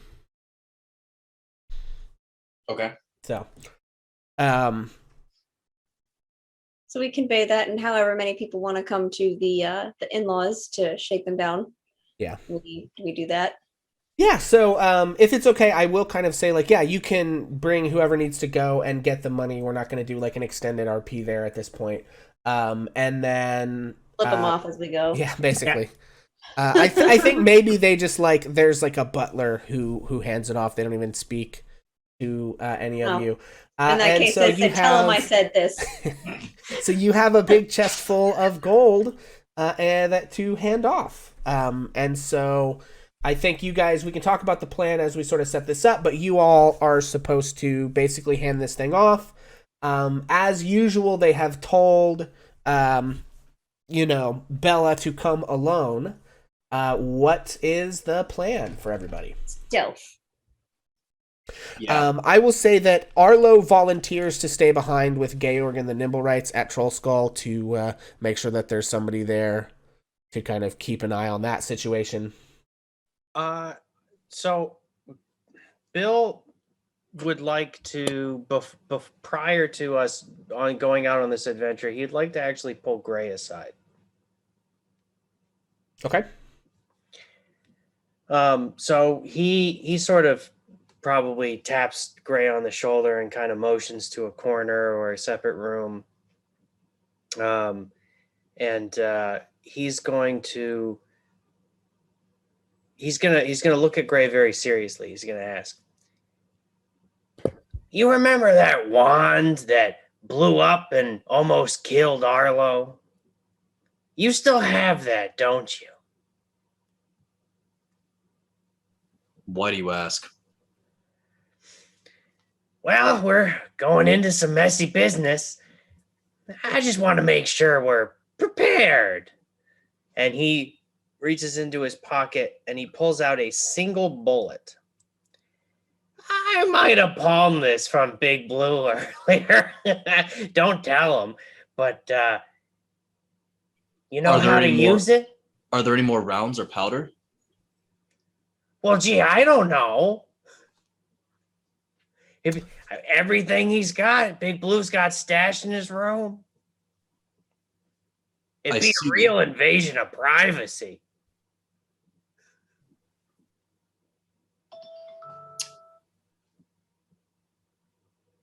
I know Arlo's not here. Am I allowed to go ask him if he has the rest of that stuff? I don't want to make a call on that. Here's what I will say. Bill can certainly have gotten you enough stuff for at least one successful shot with the thing. Okay. But as far as getting all of the bullets and stuff, I don't think I can make that call. Okay, for so him, I've got a gun. I've got a gun with one bullet. Then. Yeah, basically. and I can actually fire the bullet. Correct. Yeah, I'll give you Okay. that. That maybe they're in little packets together or something. I don't know how shit works, but we'll say that. I will accept the the ammunition. Well, Bill, I appreciate that. Well, just make sure you don't point it at me. Right. Okay. Alrighty. So if I could get stealth checks from everybody. Kaz wants to buy armor before we go to this meet. Okay, sure. Yeah. Because you had a whole day. You could certainly have run out to get some armor. So. Yeah, Kaz replaces his torn up clothes and buys some studded leather. Okay. Yeah, The cost on that's 45. Yeah, so that's fine. Would it also be possible for us to dump some gold to just have some potions? I got money. Yeah, you guys do have a lot of money. Yeah. I got 130 gold. You could easily find about 3 standard healing potions in the city. Okay. And they cost about 50 gold a head. So All right. Yeah, Bill will go ahead and buy all of those, and sort of as he's returning, he'll hand one potion to Mel and one potion to Cass and keep one for himself. Okay. Tell me to buy potions for the 2 of us. I think I'm good. We don't need to worry about this right now or spend very much time on it, really. But Gray is going to spend part of this day nosing around the the magic shops and the magic circles of the city, basically. If there's any just talking to local magical people, but probably business people, like shop owners and stuff, if there are any. And he's gonna be fishing around for a way, if any of them had knows of a way to allow an automaton to speak using magic, whether that's through an item or a spell or something. Gotcha. Yeah, I think we can revisit that. Sure. Next session, but duly noted. Okay, yeah. So the day passes and it comes time to go and kind of set up for the meet. So you guys, I've got. Let's see. I missed a lot of these. I had. Bill gave me a 12 on stealth. Mel gave me a 23. If everyone else could go ahead and give me their stealth. That's double nat 20s from Double Cass. nat 20s. Damn. Okay. I would like to spend my other inspiration because that was Darbo. Okay, and Mel is also in preparation, is casting That's mage armor. slightly on better. himself. Okay. And then mage armor on Mel, and then Redbeard as well, right? Yeah, I'm waiting on the wife to Okay. make that happen. I've got a lot of pages. I'm not trying to rush you. I'm just letting the group know what's happening. I'm going to use my other inspiration. Okay. Oh, did you do that? Okay, yeah. Yeah, I had chat and the one from last session. Okay, gotcha. That's a little better. And there are okay. So that's actually an average of 19. So it's still really good. So yeah, you guys set yourself up around this sort of alleyway. And I have to go back to. I'm gonna cowl up before any of this happens. Okay. Yeah, so you arrive at the specified location for this handoff. You are in an alley in the dock ward, just off of Crook Street, behind Lackpurse Lane. So you're about 2 blocks from the harbor, and you arrive shortly before midnight at the agreed upon hour. There is a tense wait. What feels like forever, but might just be a few moments. You see Bella sort of shifting one foot to the other, wringing her hands, standing next to this large chest full of gold. It's not open or anything, but it feels like it might be forever. But sorry, go ahead. I definitely would have checked that was full of gold before. Yeah, it is. It is the correct amount. Yeah, you can all feel this sort of tension in your body. You can see the way that Bella jumps at every sound as the minutes stretch into ages.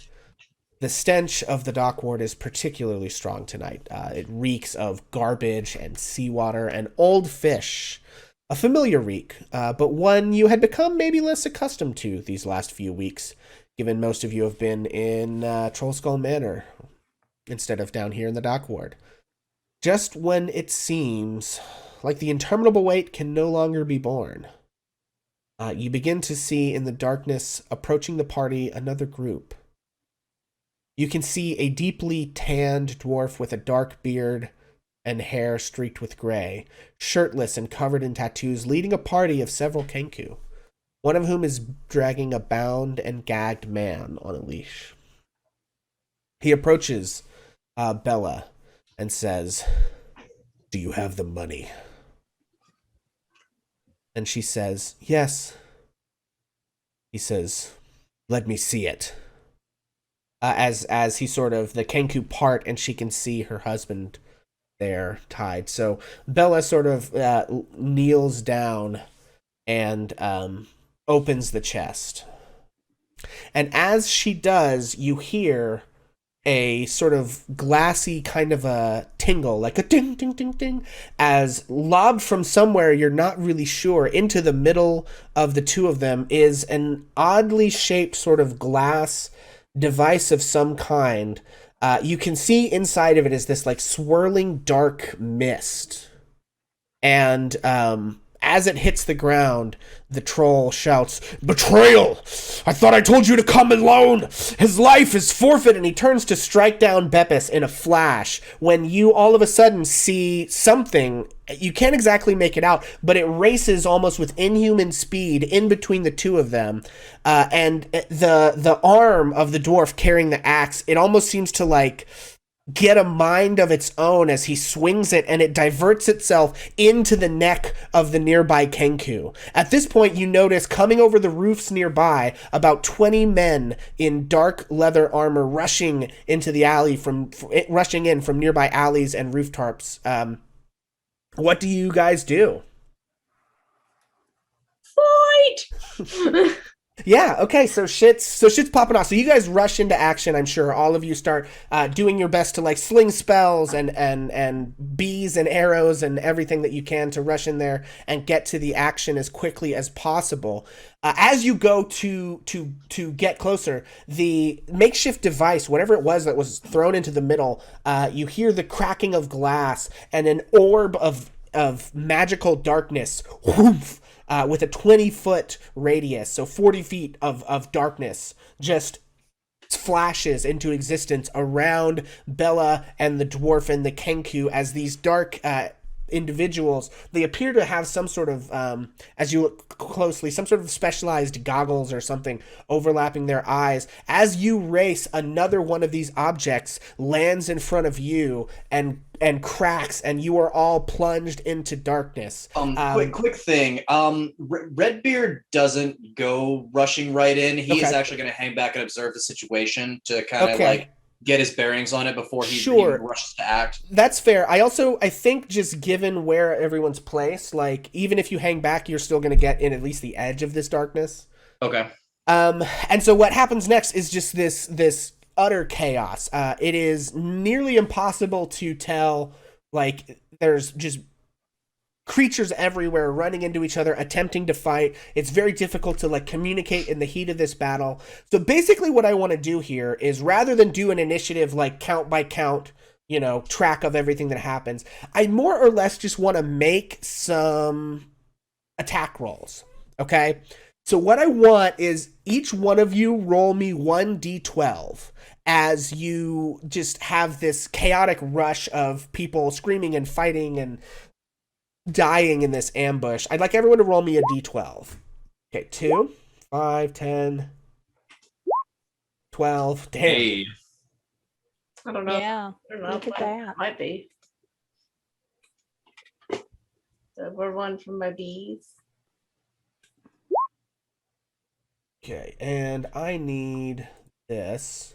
7. Okay, that is how many attacks you will make against other creatures.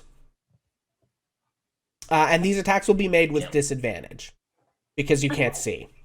And then you are each going to take, and I'm going to roll this in the order that you guys rolled.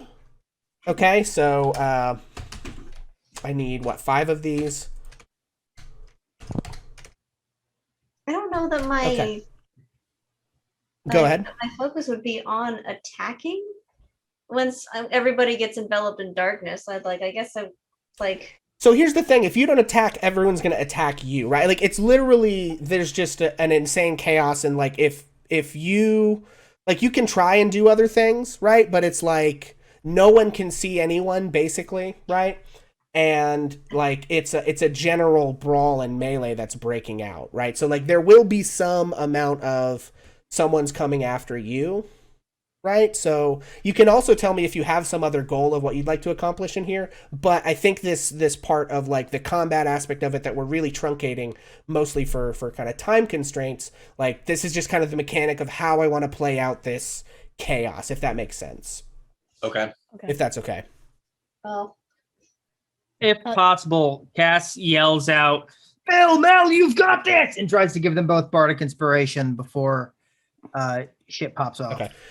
So, I mean, outside of the while- combat, just to clarify, Beatrice, what was your goal intending to be? Like, what would you, if I hadn't sort of jumped in on you, like, what were you planning to say? well, I mean, like my plan would have been to like find Bepis and Bella and get them out. Yeah. Okay. Yeah, and I think Redbeard's probably doing the same thing. Like, and I'm gonna be honest with you guys, that's like the... basically everyone's goal at this point is to get Okay, fair enough. I'm just gonna like reveal the curtain here a little bit, right? So the two gangs who have descended either want the gold or the hostage or to kill anyone that they can, right? So there's no way of getting through this where you're just gonna snake through and nab the hostage without having to fight through people, right? Right. And I've so got I think- I've got 12 attacks. I'm No, gonna I know. Leonidas my Right, way but through this team. I'm just saying like that's how we're gonna kind of handle this handling this combat in not a way that's gonna be like, hey, we're gonna do this turn by turn and go through the map and stuff, right? We're just gonna kind of Sure. truncate that to single attack rolls. Yes, Trish. Okay, well, I cast mage armor, so do you need to do that tides of chaos or whatever thing on me? I mean, you cast it before, but sure, I Yeah. guess. Go ahead and roll that d20 for me. Okay. Well, if I can get to it.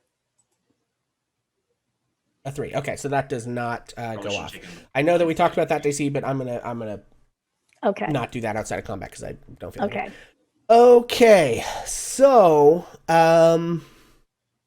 yeah, so here's what we're gonna do. I would like everyone to let's go through this. Bill, you are going to take 4 attacks from them. Mel, you are going to take 2. Jacob, you're going to take 6.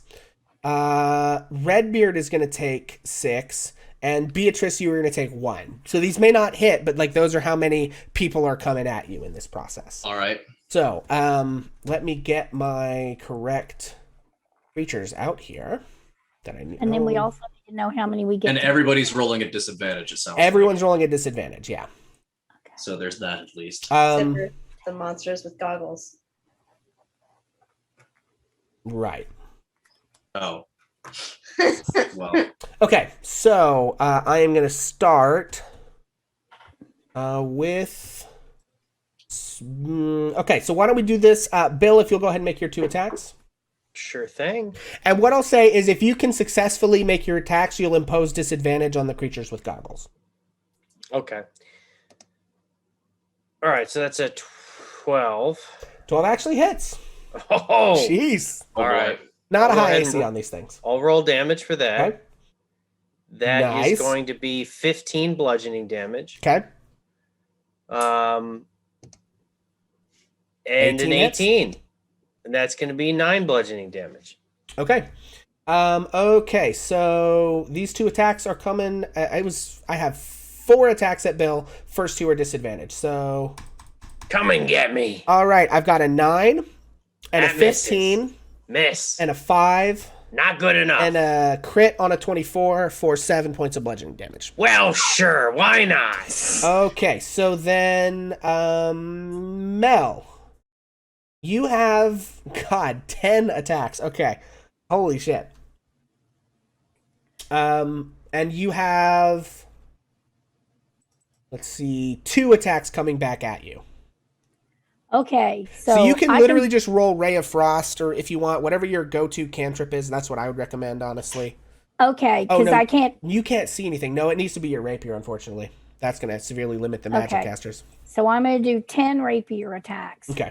Okay. You do have Bardic Inspiration. Hit. Okay. Are you tracking Just the hits? yeah, just roll all the attacks and then we'll roll damage after. Okay. 1, 2, 3 3, hits. 4, 5, 6, 7. Okay. Oh, how much? 3 misses. 2 more hits. 6, 7, so- 8. I need 2 more. Okay. Okay. And 2 more hits. Okay, yeah. So you hit with 1, 2, 3, 4, 5, 6, 7 of the 10. Damn. So that means all of the attacks coming at you have disadvantage, and I am coming at you with 2 attacks. I've got a 14 to hit. I'm at 15 because I did mage Okay, armor. and a 7 to hit. So none of those hit. So you actually kind of, and I think I like this. I think maybe something about the darkness, like you remember waking up in mostly darkness, and a lot of what happened to you in Yeah. in that ship, triggers something in you, and actually Mel goes into kind of a frenzy and starts lashing out at these creatures. Okay, so I get to do damage 7 times. Yes, It doesn't matter which ones I do. it just does hit not. rapier Yeah, any of the 7 rapier. times. Yeah. We'll do the one at the bump. 1, 2, 3. Damn. Shoot, 3, Okay. 4, 5, Okay. 6, You've- 7. Okay, so you kill one of them and severely injure another. Bill, you severely injure one of them. Who's up next is Jacob. So you've got 5 attacks, All right, here we go. and you have 6 coming in at you. Okay. All 5 of those hits, they actually only have an AC of 11. They are not heavily armored. Because so- I got rid of disadvantage. Yeah, and so so those 5 attacks. So you actually are pretty much more effective than usual. Even once when you feel like you wouldn't have, it wasn't great. Oh no, you're rolling with disadvantage. I'm sorry. Yeah. yeah. I about to Okay, say. so 9, so 16 hits. So 3 of the 5 of them hit. So of the 6 attacks Yeah. coming at you, half of them have disadvantage. If you want to go ahead and roll your damage here. 9, Okay. 12, Okay. and 12. Okay, so you kill another one, and you have 6 attacks coming in, 3 of which have disadvantage. So that's a 14 to hit. Misses. That's a 16 to hit. Just hits. Okay, 13. 3 bludgeoning damage. Oh, my 6 goodness. does not hit, and an 11 does not hit, and so that's 1, 2, 3. So these don't have disadvantage. That's a 6. And that, okay, how many do I have here? 1, 2, 3, 4, 5. This is 6. The last one is a 15. Misses because I got new armor. Nice. Okay, yeah. Ooh. So you only take the 3 bludgeoning damage on that. Okay, who is next? I believe Redbeard, You got 12 right? attacks. Wasn't it? Okay, so this bottle hits the ground, and Redbeard is expecting, I don't know that he's expecting the darkness, but he's expecting some kind of obfuscation. So he kind of like, as soon as that happens, he kind of takes like a mental snapshot of the ground underneath him. He's probably going to be somewhere up high. And then the dark ball goes off, and then the second one goes off, and he says, well, fuck it. And he hops down off of his perch into the street and goes rushing straight for Bepis. He draws his rapier, and as he goes, I'm basically using cunning action to move quickly, but I'm also stealthing because I feel like I saw the creatures with goggles, so I can't assume that they're blind. But I'm basically, every single one of these attacks, I am attempting to attack from stealth so that I get sneak attack under the cover of darkness. Okay, So I think, first, unfortunately, because you have disadvantage from being blind, your sneak attack can't go off at any point Really? during. Yeah, because so the way the sneak attack Does says, sneak attack say that? it does. It says that if you don't have, if an ally's within 5 feet and you have advantage and you don't have disadvantage. So you can double check me on that, but I'm pretty sure anytime you have disadvantage on something, even if you like cancel it out or anything like that, like it makes the sneak attack basically not go off.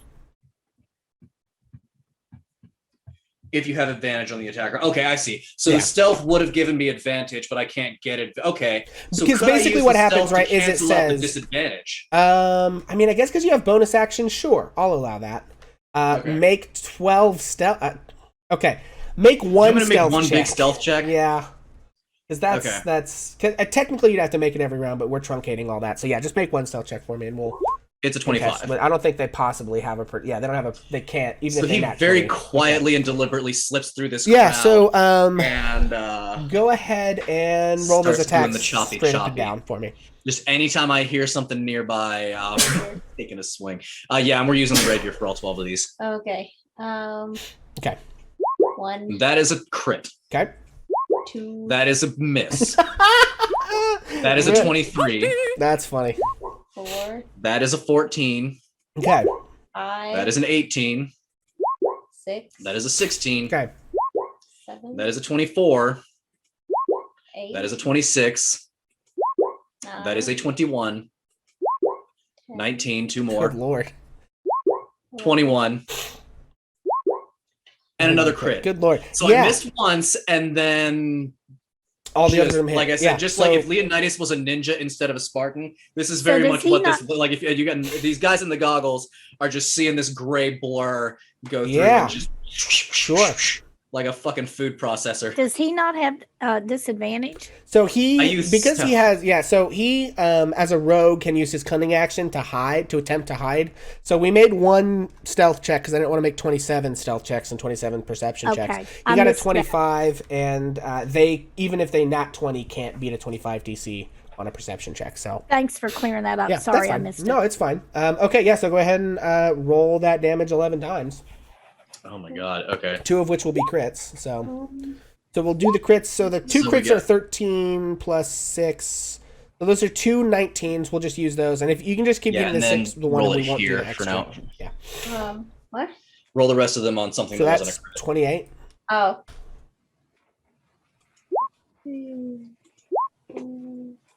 5, 6, Uh, 7, This is getting harder. 8, Ow. 9. Okay. Oh, there's 9. Okay. And Good God. 10. and Good lord. 11. 11. Okay. Can we just do combat like this from now on? Okay. So that is 124 damage if my is correct. So that is, you kill 3 of them and gravely wound a 4th. And so the attacks coming in at you, of which there were 6, you've certainly hit more than 6 times, so they will all have disadvantage. So I've got an 11 to hit. I've Nope. got an 18 to hit. Yep. Okay, that is 5 bludgeoning damage. I've got, with disadvantage, a 19 to hit. Yep. That is 6 bludgeoning damage. That is 3 attacks. 11. 4 attacks, that's a nat 1. 5 attacks, that's a 9. 6 attacks, that's a 13.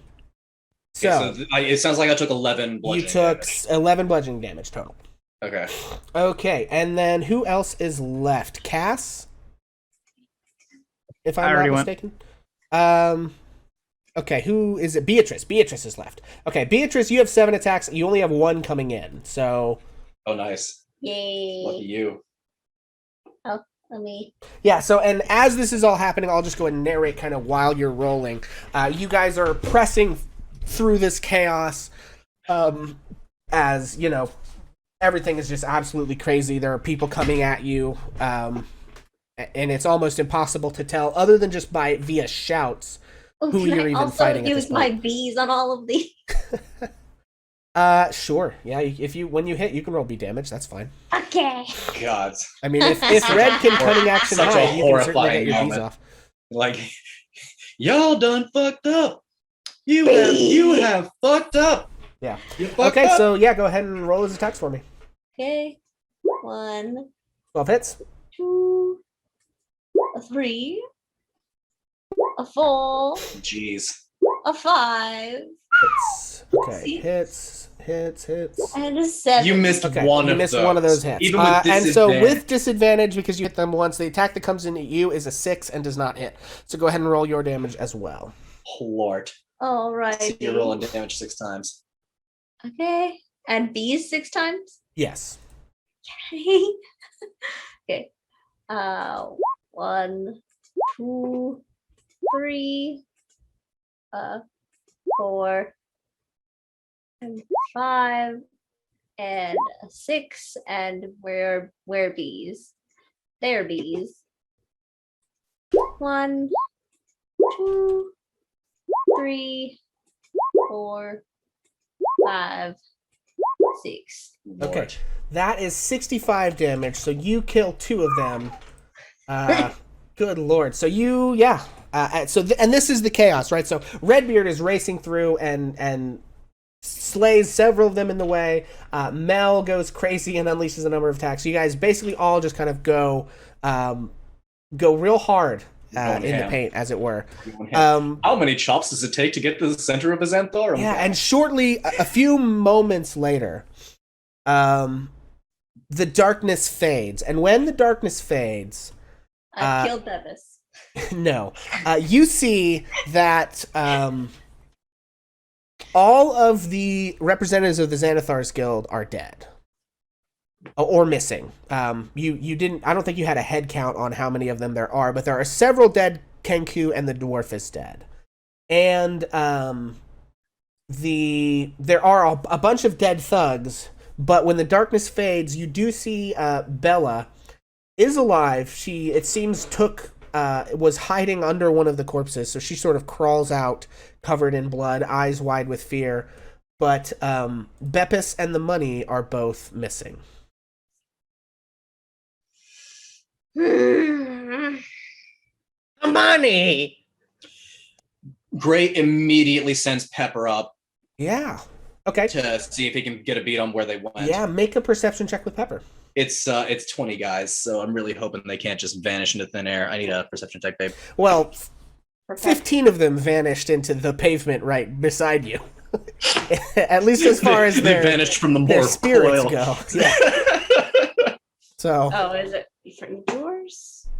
Where, what am perception for Pepper, who is a separate whole character sheet that you should have access to.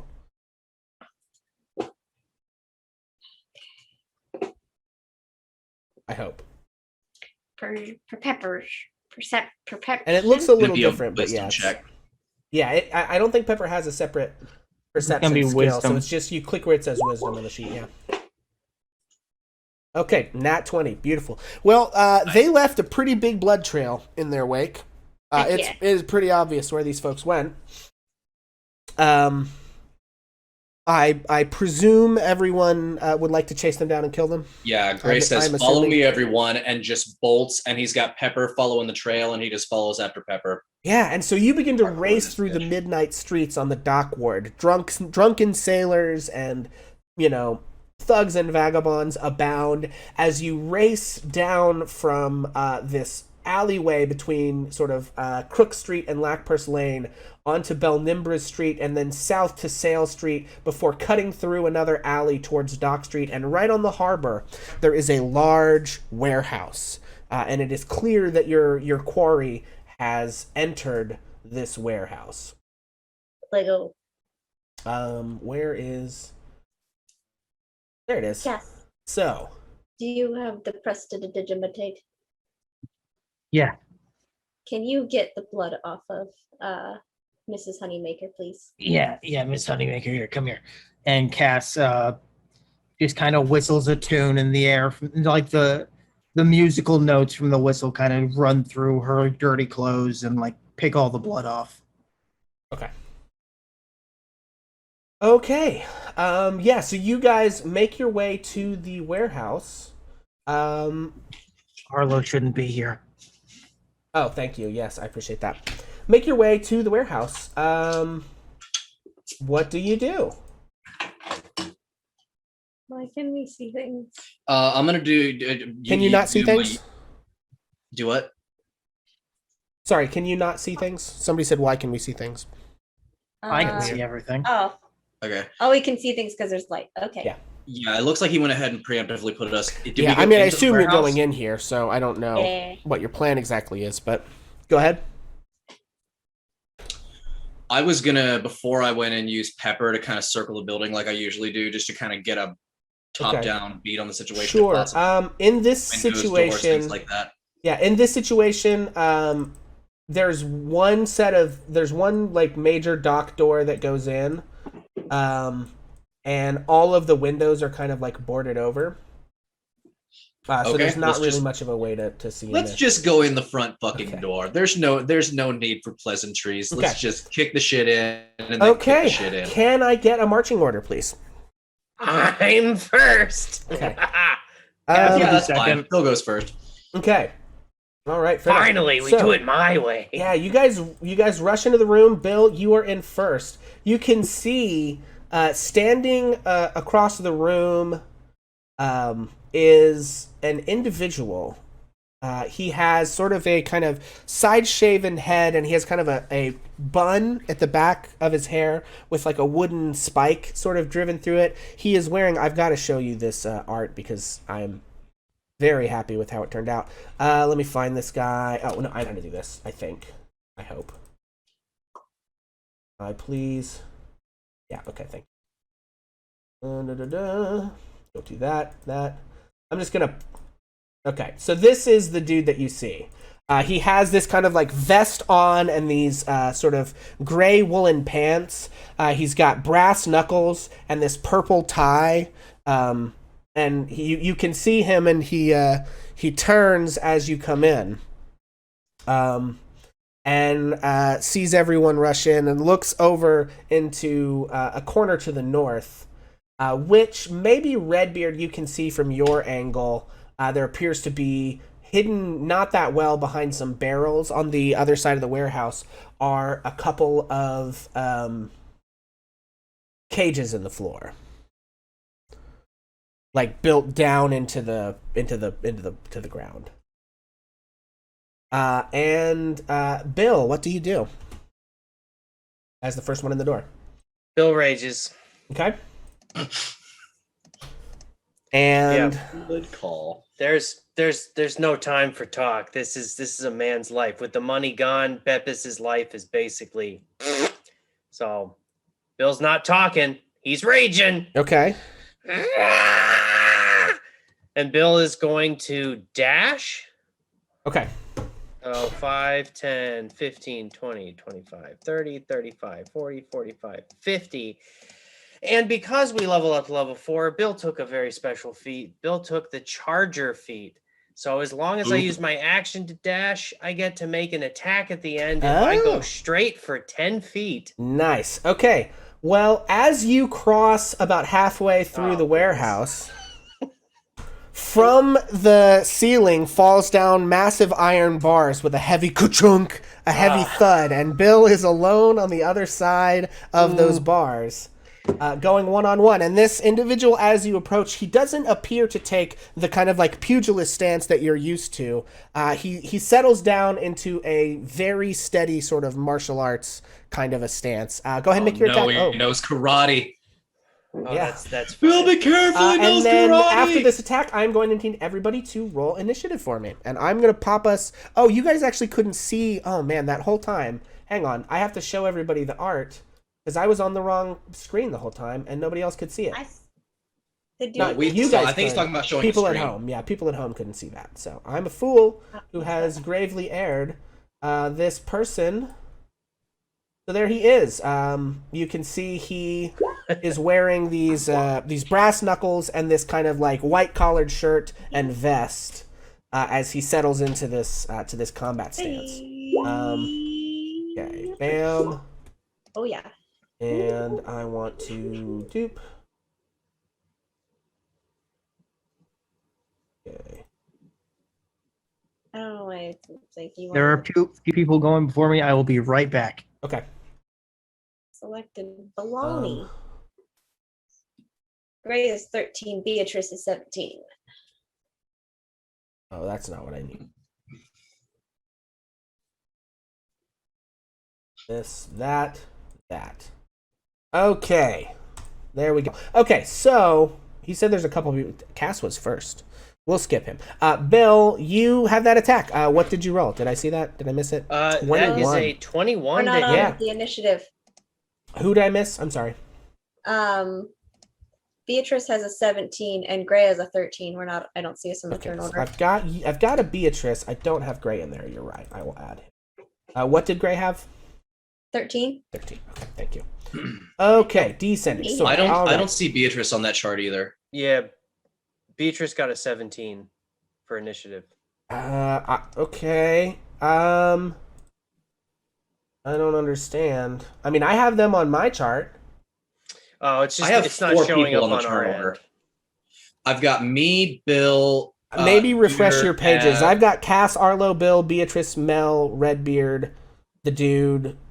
I don't need that. I've got everybody, so I can just track. I'm sorry, I can track that, Okay, but I that's don't fine. know. If you can track it, then that's Yeah. what matters. Okay. Okay, so Bill, that 20 or that 21 hits. Go ahead and roll damage. Okay, here goes. Well, I clicked the thing. Maybe it's on my end. Oh, there we Maybe go. my There we internet's go. being funky. Let me Okay. refresh it. So that's because of charge, I get +5 for the damage, 2 for the rage, that's 7, and 11 bludgeoning, 18 altogether. Ooh, 18. Damn. Okay. Alrighty. And I'm just gonna skip Cass because he's not here. We'll put him back in somewhere else. And Bill, you actually have the next attack. It is your initiative, so you have charged and thrown your wild haymakers. What next? All right. Well, we've done the hammer, and we're gonna keep going with the hammer. Here comes Okay. the man masher. That's a 12 to hit. Okay, 12 does not hit. Okay. He is at a 16 armor class. So Okay. Wow. okay. Okay. Anything else? I think Bill's just going to use his reaction to basically say, "Give us the Honeymaker and nobody else dies." Okay. Alrighty, fair enough. Beatrice, you are If up. it's your turn, I don't think you need to use your reaction to speak. Yeah, you can just speak. It's fine. That matters because you might want your reaction later. Yeah. Beatrice sees the iron gate clap. It's like clap down between the party and whoever the heck this guy is, and she's like, cute, longbow, Yeah. bees, etc., so forth. Not the bees! Not the bees! We need that as like a soundboard or something. We do, yeah. Okay, yeah, go ahead and roll that attack. Not the bees! Not the bees! Well, okay. Let's see. 15. Okay, 15. His AC is 16. Lock point. Okay. Yeah, go ahead and roll that. Go ahead and roll that. Alrighty. Dang it! Oof. Okay. I'm not lucky. Yeah, so I think you're trying to shoot through these bars, and unfortunately are not able to quite get there on this one. Any Bit other action, bonus action, anything else? I'll move a little bit closer. Oh, Cass has a 12. Thank you, Mel. Whoever you are, Jacob. I've got you in the wrong spot. Okay. Move, like there? Okay, moving across the room. Okay, cool. Mel, what do you got? You are muted.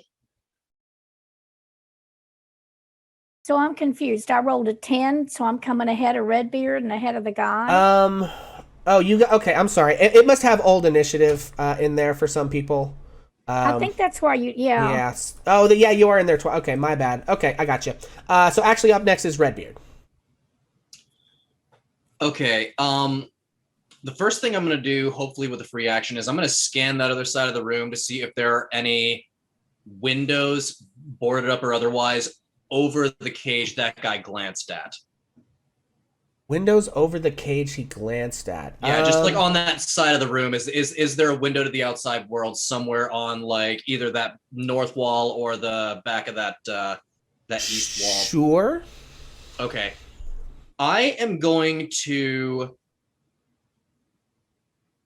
move and dash and use my cunning action to dash. And what I'm doing is leaving the building and going around that side looking for I'm going to pick a window and then I'm going to go to that window from the outside. Okay.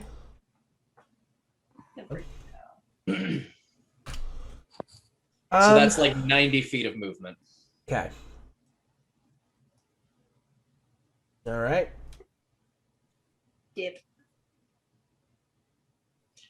Yeah, so that's like, hang on, can I see the mouse real quick if you want to? Okay, 90 feet gets you there. Perfect. That's where I want to be. Yeah. Okay, you still have another 15, 20 feet to go before you get to the window in question. That's fine.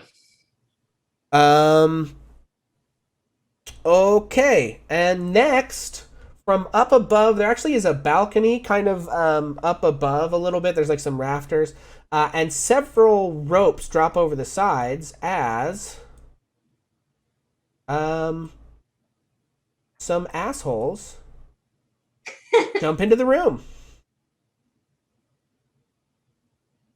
Some assholes. Yeah, some thuggy assholes drop in on you.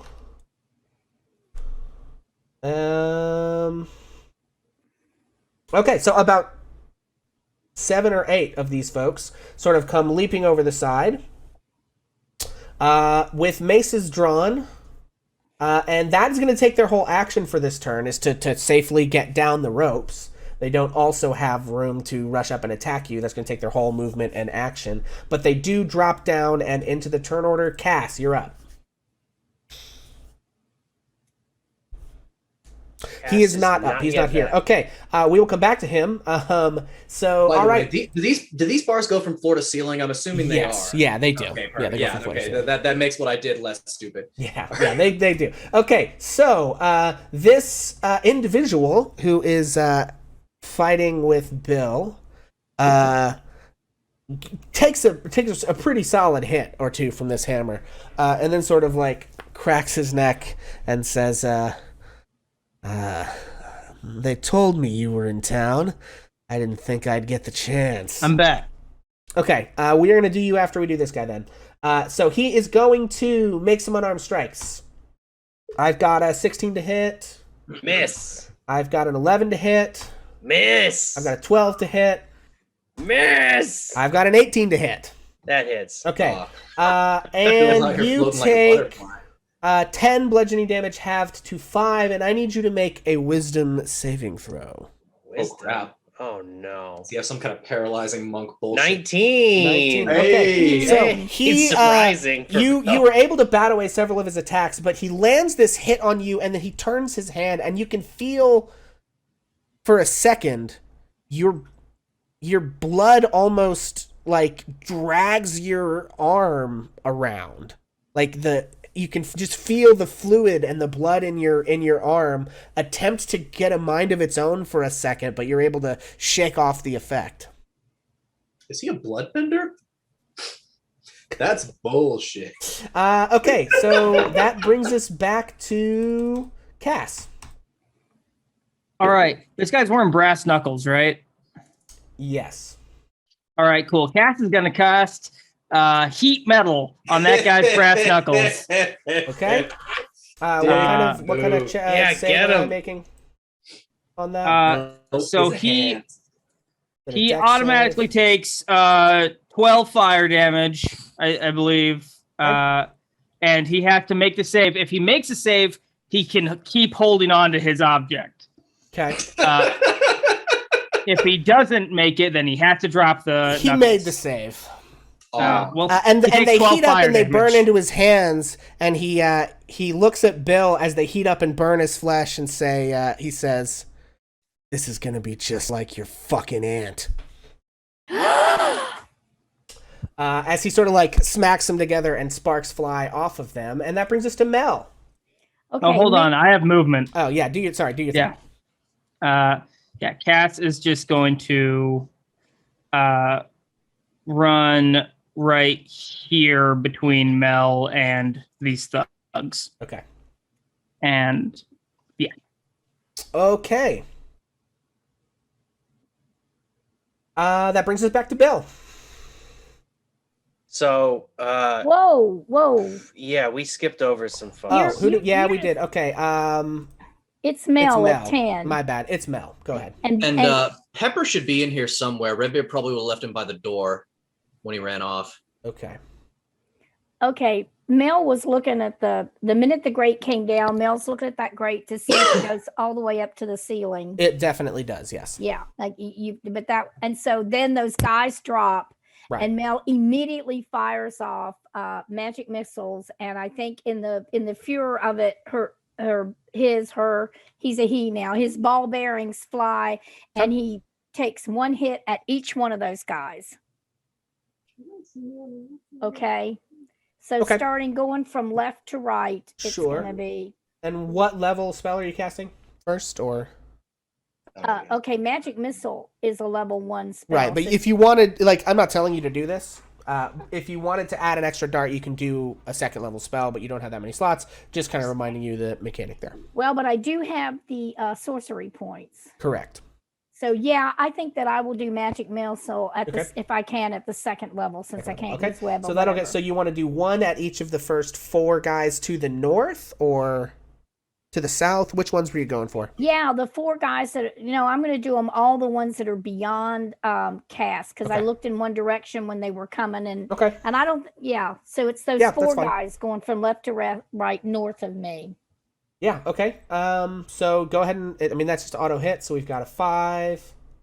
Okay, 2, 3, 4 5, 3, 3, 5. Okay. on those guys. All right. And then, because Mel has so much tremendous respect for Cass, Mel is gonna move up beside Cass because he's a brave little feller. Okay, so there we are. Okay. All right. And so now we are back to Bill. So I think the hit that Bill sustained probably made him drop his hammer. Okay. And so Bill is going to reckless attack, unarmed attack, Okay. unarmed and dangerous attack. Yeah. Okay. So here we go. Let it rip. That's a 23. 23 hits and a 17 to Yeah, hit. both hit. Okay. That is 5. 11 Okay. and Okay. a 9 bludgeoning damage, which 11, 9, 20 bludgeoning damage. Okay. Okay. And as Bill is throwing haymakers, just savagely just trying to beat this guy, you can hear him screaming, sort of not quite English, but it sounds something like "Run again!" Okay. All right. Yeah. As you launch these wild attacks into, and he is just taking hits here. Beatrice, you're up. Let's see. Lots of dudes that need some bees. I haven't decided. I guess maybe the closest one would probably be the good option. Okay. Where's my character sheet? Did it disappear? That's nice. Maybe. Cool. Thanks. Well, Thanks, 20 does that Steve. kind of thing sometimes.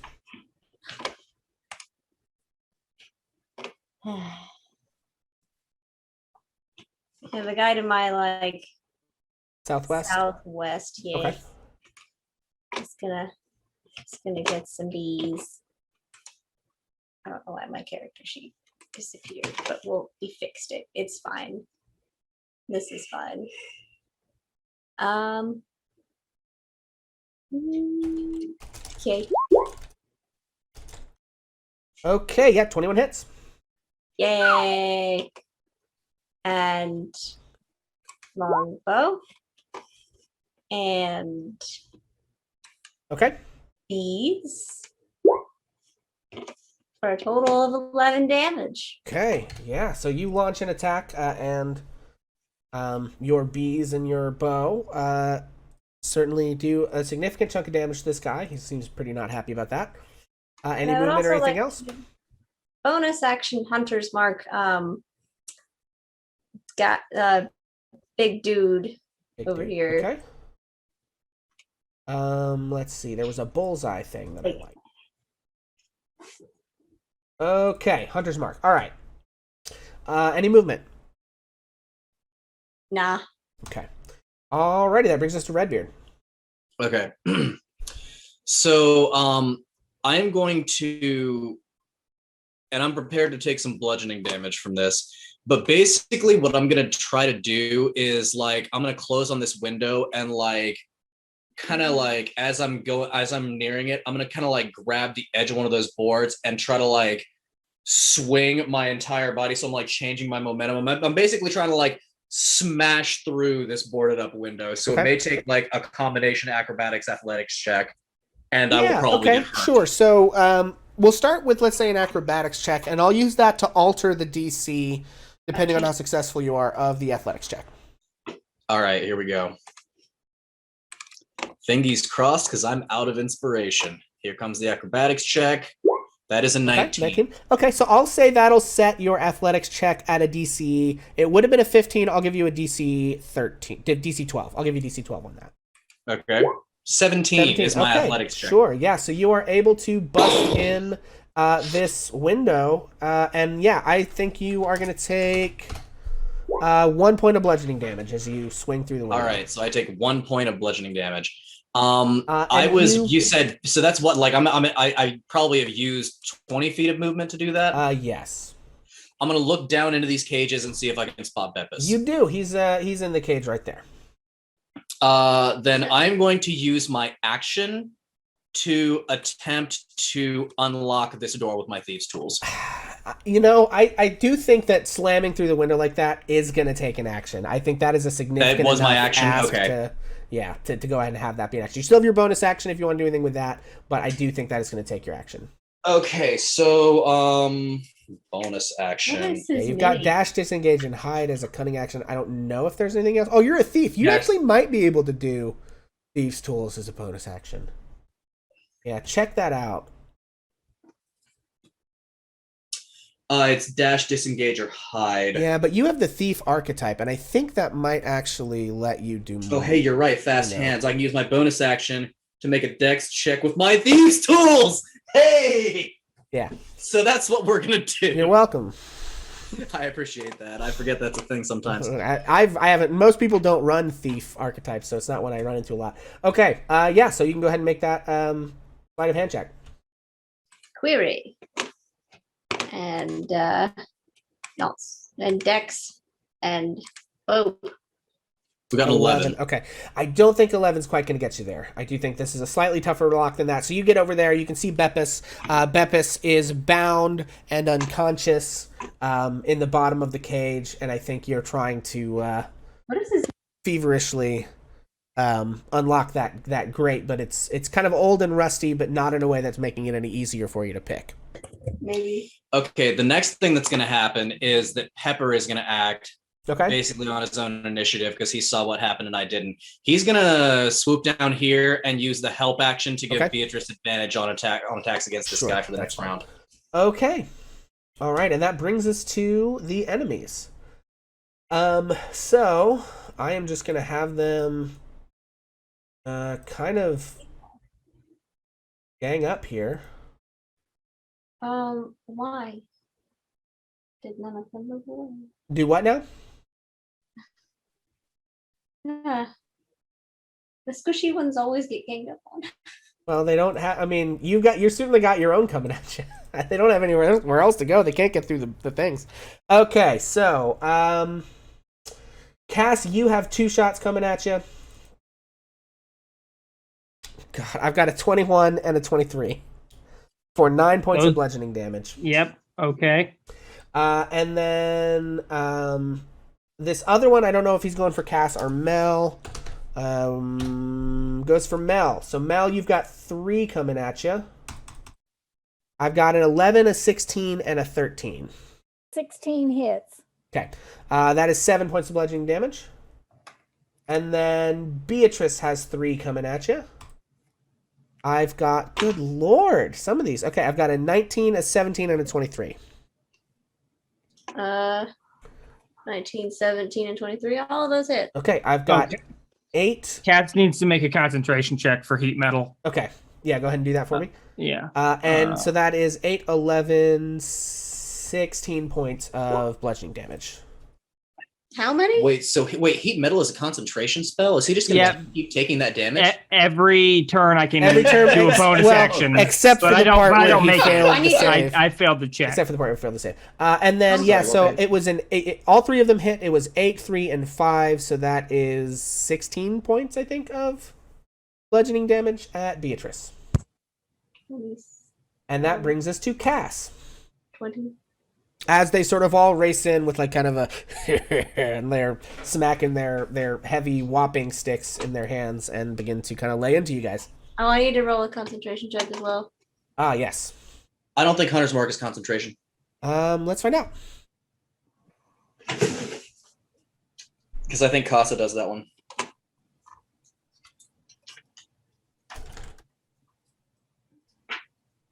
Oh, it is. Sorry. Okay. Yeah, so go ahead and roll that concentration check for me. How do I? It is a that's Constitution saving throw. save. Okay.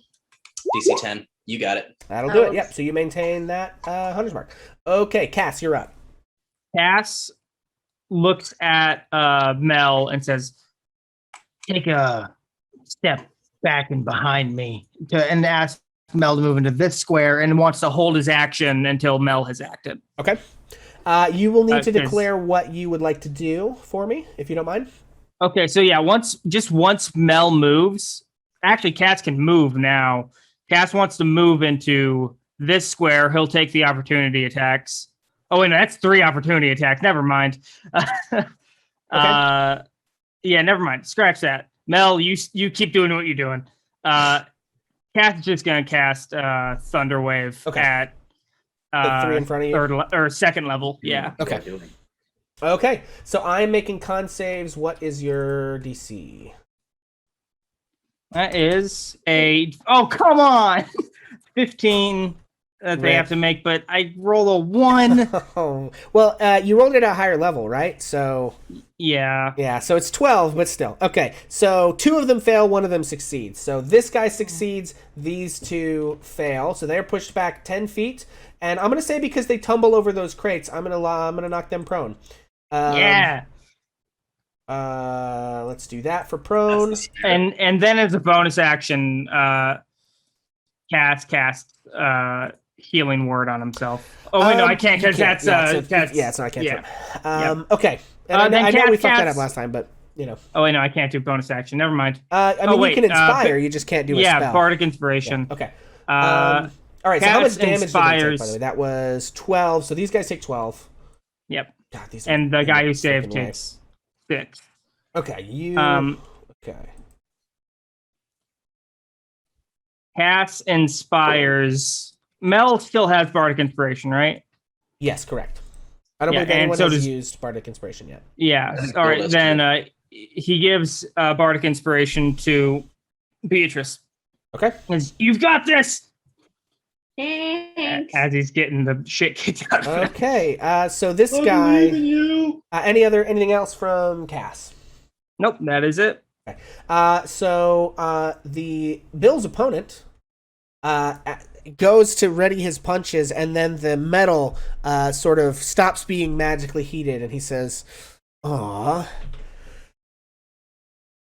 not quite like I imagined it." And then he makes his attacks. So, okay, 1, 2, 3. Okay, I got a 24 to hit. Yeah, that hits. I got a 19 to hit. That hits. I got a 14 to hit. Misses. And I don't have that last one. You're really lucky because Am I? using his other ability takes one of his attacks if he's not on his last one. Okay, so I'll need you to make a wisdom save again. Oh And gosh. 2 of these attacks hit. So 12. 12 is not going to do it. Okay, so this is fine. All right, so Bardic inspiration. Oh, that's right. I'm going to use Bard. Can Okay. I declare that afterwards? yeah, that's fine. Oh god. Oh, it's a- still doesn't do it. Damn, you Third. needed a 2. You Damn. needed a 2. You got a 1. All right, so this Aw. okay. So first off, you take that looks like 19 points of bludgeoning damage. That's gonna be halved to 10. And I have to No, 9. Half to halves to 9. 9. Halves Yeah, to you're 9. right. Thank you. Halves to 9. And then he has used his Dominion of Blood. And so what's gonna happen to you? You have a choice. What? All right. You can either, and because basically, like, so his final hit hits you again in that same place and twists, and you feel this time this control he's exerting over your arm. Yeah, he's basically a bloodbender. He is like continuing to exert his key on the blood in your arm, and it falls under his control. You can either resist it and make all attacks next round with disadvantage, or you can Punch yourself in the face. basically one of your attacks will be made against yourself or an ally, which you're the only person in the area. So I mean, he already does. I don't know how many attacks you get. 2 attacks, right? If you're punching. So Yeah, if I'm punching, I get 2 attacks, so it'd basically be like I could throw 1 punch against him, and then I right, would and then you punch either punch yourself in the myself. face, or you can make both attacks with disadvantage, which you can always try and cancel with reckless. But he had advantage on all those. He still missed the one he missed. Oh, thank goodness. Yeah, he still did. Because that was a 14 and a 10, so neither one of those would hit. Okay. Yeah, so it's up to you. You can decide that when the time comes. But that is what happens. You feel like your arm just is no longer under your control, and if you want to resist this effect, you're gonna have to wrest your control back, but it will grant you disadvantage, making you less effective in combat. Or you can just take the hit and try to punch him and let him punch you in the face with your own arm. It's a theme in this campaign somehow. This one seems scarier though. Okay, Mel, you're up next. Okay, so Mel's got these 3 guys right up on him now, and so he's just going to reach out with shocking grasp, and he is going to go for the guy immediately north of him that's also beside Cass. Okay, And that's 18 an hits. 18 to hit. Yep. And Don't forget magical inspiration. You can add a d6 to your damage if you want to burn that bardic inspiration. I'll burn the bardic inspiration. And you know what? As he gets ready to do that, he kind of looks over at Kaz, and he just kind of grins a little bit, like, this one, this one's for you because you gave it to me. So he does shocking grasp for 8, and then he adds a d6. And for just a little bit of flavor, if you'll just kind of like go with me on this DM for a minute, Cass, if you're looking at him, it's almost like you just see almost like a shade of your own changeling face slip across his. Just a little bit of something, just for a second, in the middle of everything. You just saw it. Okay. Okay, and that's 5 more. Okay. All right, so that's Mel. And that brings us back to Bill. Which brings us back to Bill, who is going to reckless attack, full attack. Okay. So reckless attack to counter the disadvantage. So I'll just be doing regular attacks, but I'm gonna try to punch the jimmies out of this guy. Okay, let it rip. All right, so that's a 21 to hit and a 14 to hit. 21 hits, 14 misses. That is going to be 7 points of bludgeoning damage. Okay. All right, this guy's starting to look pretty winded. Beatrice, you're up. Is that it?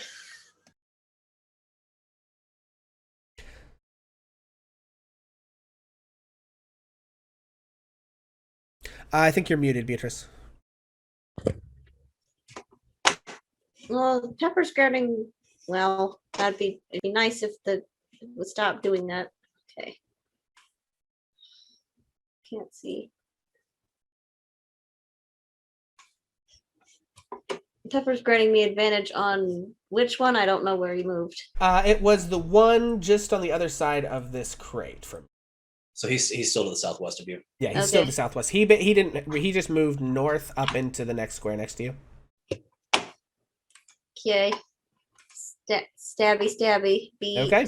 Stingy. Let her rip. Stab like a sword and sting like a bee. Hopefully. And you can also make an 24 offhand hits, attack. I can also make an offhand attack? Yeah. Yeah. Okay. Whoop. And bees. Okay. All right, so 24 hits, and then you don't forget to roll your short sword damage, so that's 5 Oh, D yeah. damage. So 14 on the dude. And 9 actual short sword damage. Okay, yeah, he's starting to look pretty rough. Anything else? I don't think I have anything else. Okay. All right, and that brings us to Redbeard. All right. I'm going to start the round by using my bonus action to try the Thieves' Tools again. Okay, yeah, let her rip. Also, I should say, I think Bella just runs and like cowers in a corner. Yeah, that's true. I Yeah. think that's probably what her action is here. Okay, Redbeard, go ahead. Sorry. Let that Thieves' Soul rip. We've got a nat 20 on this one. Yeah, so that'll certainly do it. So you're frantic, like you've broken in the window. You're winded from racing around, and you're sort of like trying to get your head clear. You're first like frantically trying to unlock this cage as your friends, are fighting and everything around you, and you realize that like you're not being effective, and so you take a deep breath and like center and focus and finally manage to, once you focus for a second, pop that lock, and it comes off the cage and you can open it. So does this cage look shallow enough that Bepis could haul his own fat ass out of it? Let's see. I think it is designed to be big enough for medium-sized people. So it probably is at least 6 feet deep, I think. So, and him being like 3 or 4 feet tall, and unconscious and tied up, probably not. Wait, he's unconscious and tied up? Yes. He's 3 or 4 feet tall. He's a halfling. Oh no, he's not halfling. He's a normal person. Never mind. Yes. So if he was I thought conscious, this sorry, was a I don't know human we were why talking I thought about. him in my brain to be a halfling. No, he's a human, and so he is unconscious and tied up. But yes, if he were conscious and not bound, he could probably crawl himself out of here. So. But he's not conscious. No, it does not seem to be at the moment. Okay, in that case, what I'm going to do is I'm going to start shooting at the guys that are on Beatrice Okay. with my short bow. Okay, yeah, let her rip. I don't feel like I can afford the rounds it's going to take to spend my action opening that door and then hauling him out of there. I gotcha. So let's. Okay. Does But Pepper? I am going to kind of take point on top of this cage. Okay, fair enough. Does Pepper grant any advantage or anything like that, or are you saving that for somebody else? Yeah, okay, so I'll hold my action until Pepper helps me out here. Okay. Pepper is gonna fly to right here because he can. Okay. And he is gonna use the help action on that guy out front because I Okay. can't really see the guy behind the box that's already damaged. And yeah, we're just gonna start shooting at these people. Okay. We've got a 14 to hit. 14 hits. Actually, it's a 19 if he's got advantage. Oh, and I'm sorry. I do have advantage, and also I've got sneak attack on this as well. Right. So that was 9 piercing, and then is sneak attack a separate thing on my sheet? Yeah. I think it okay. is. Yeah. Hit the other thing. Here we go. Okay. So he takes 16 points of damage. Oof. Yeah. Okay. So that is a solid sneaky rogue attack as your arrow that's what I whistles got. through the bars. Okay, and that brings us to them. Okay, so first things first. I think these guys have to get up from being prone, so that's 15 feet. That doesn't mean don't do the And then it's difficult terrain to get over the boxes, but they still have 5 movements. They are still able to get back into melee with Cass. And they are no longer prone. All right, so Cass, you have at least 2 coming at you.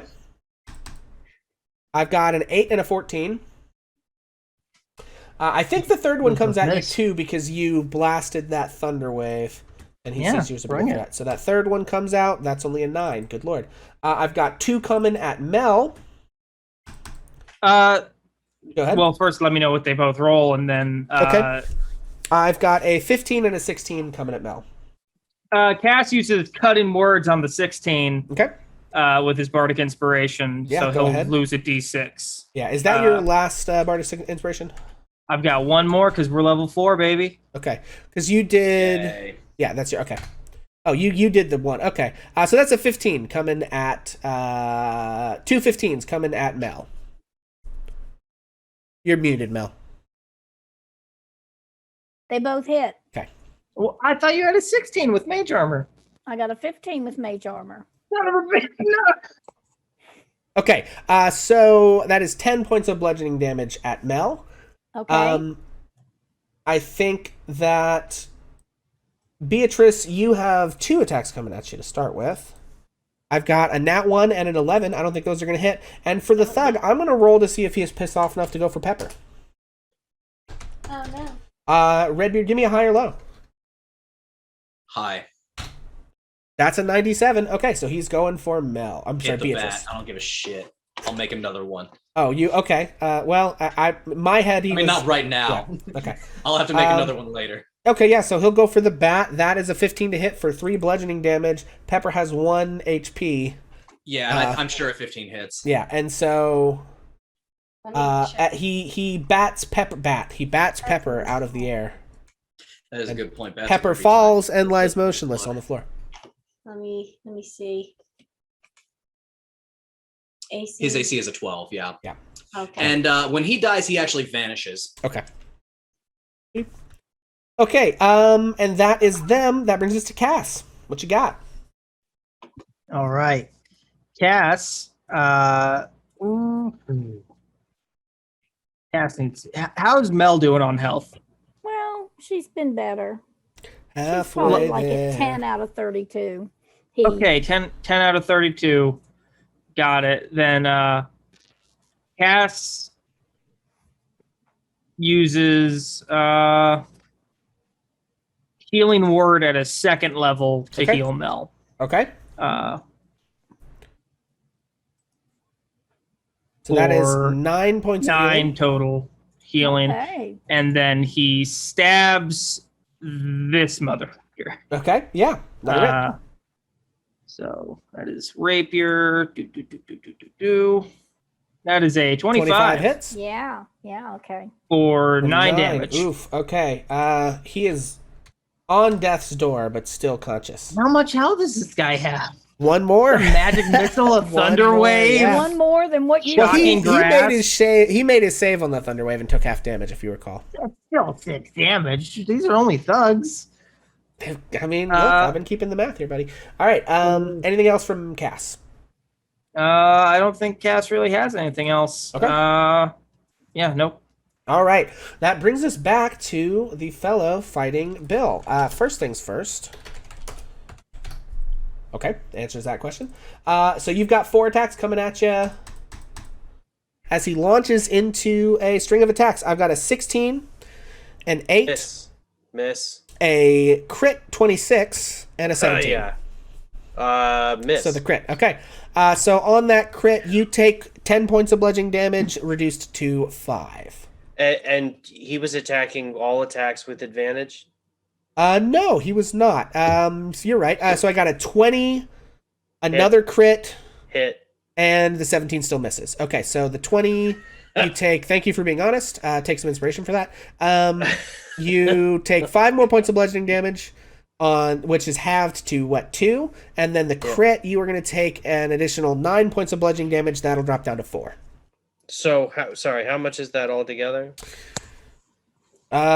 5 plus 2 plus 4. So Oh, that's already 11? been halved?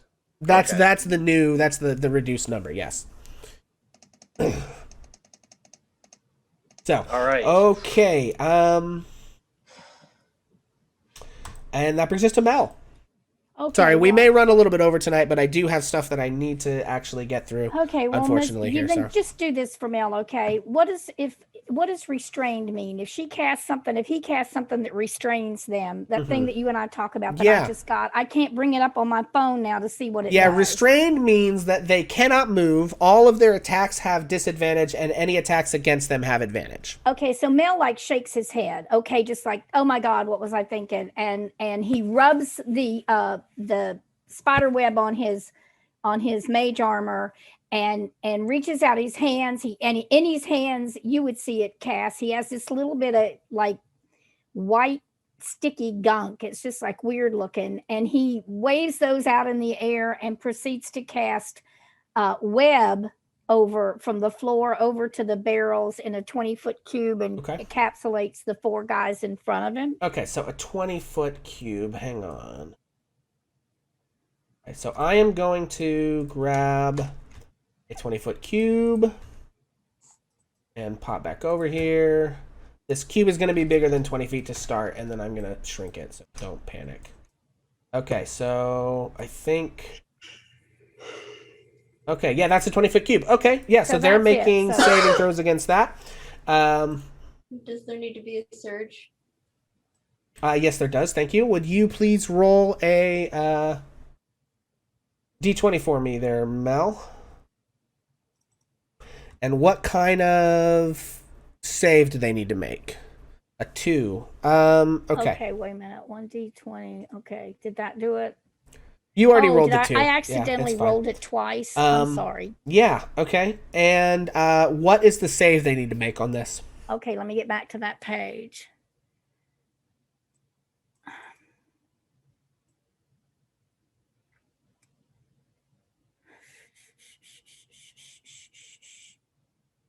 I mean, I assume it's Dex, Each but creature must make a dexterity saving throw. so you've got 4 of these. And what's your DC?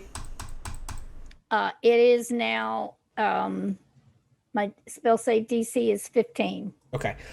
So the first 2 on the left make it, and these 2 on the right fail. Okay. So they are now restrained. We're just going to put webs on them. How's that? Okay. Anything else from Mel? I don't think Mel's got any bonus action kinds of things unless you know more about her than she does. The only thing is if you wanted to burn any sorcery points to give yourself spell slots back, but you don't necessarily need to do that until you're out of spell slots, and then because you might want to meta magic in the meantime, so you probably don't need to do anything with bonus actions right now. Yeah. Okay. Okay, that brings us to Bill. All right, this better be it. Bill's going in for the final round here. right. Reckless attack. 2 unarmed attacks. Well, thank goodness for reckless attack. Okay, That's a 17 and a 16. Those both hit. Oh, goodness. Okay. Thank you, Jesus. All right, so we have an 11 Okay. and a 6 that for 17 total bludgeoning damage. Please tell me it does Okay. something. Yeah, so I think he drops to one knee at this point. You have like bloodied him pretty badly, and he reaches into his back pocket, and he sort of like sways and stands back up and like grabs and pulls you in and says, I'm not the only one you want. The one who really did her in. He's through there. And he takes this, you see this scepter, this orb in his hand. It's like a wand, like a rod with an orb on the end of it. And he points it at the wall. And behind him, an arcane gate shows up. A portal shows up. Leading into, you can see another room. This other room, it appears to be a sort of like a wizard's study. There are tables around, there are shelves full of like arcane business, and you can see an individual in the back of the room apparently working on some sort of something in a dark robe. And then he, the person that you are fighting, sort of like falls down to his knees and kind of like slumps over, seemingly not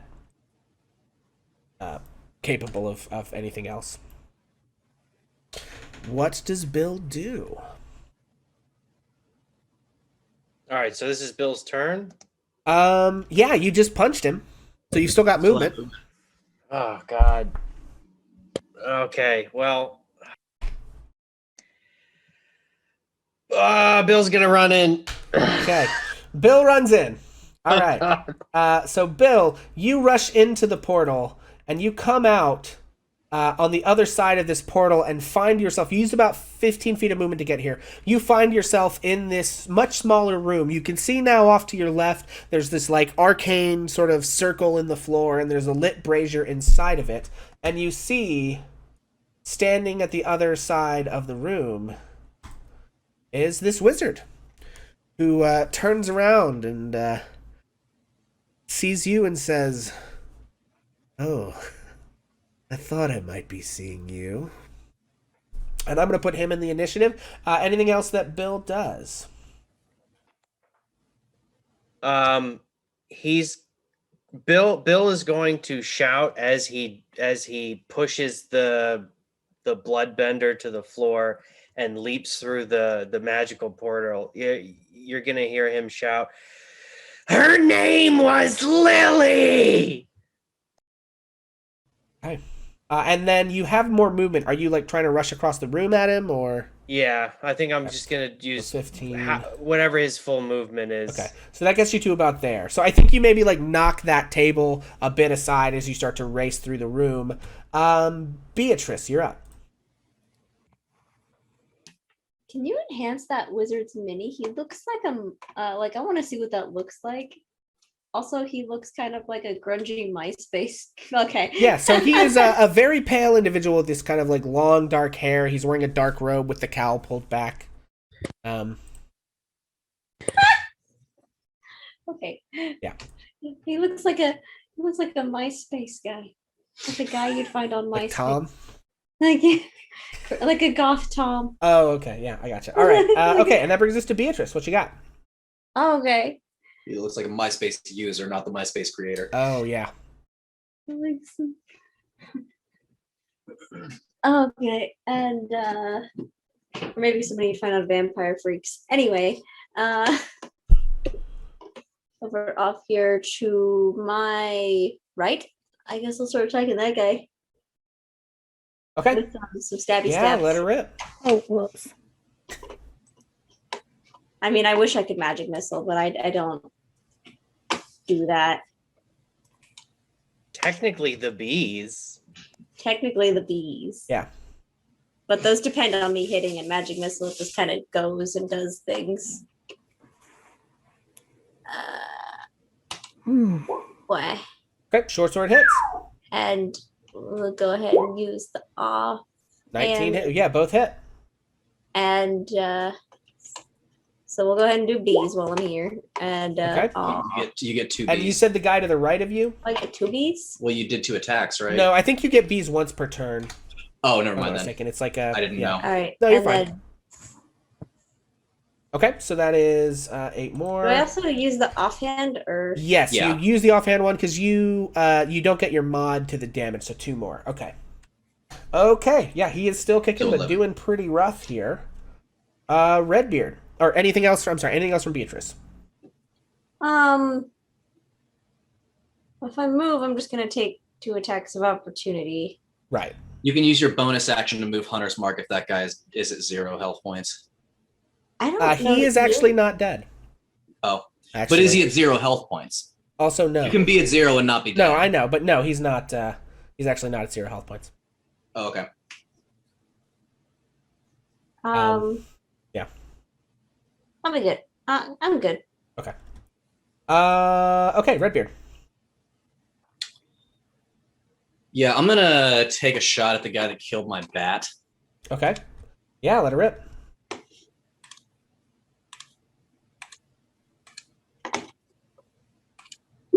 We've got a 24 24 to hit.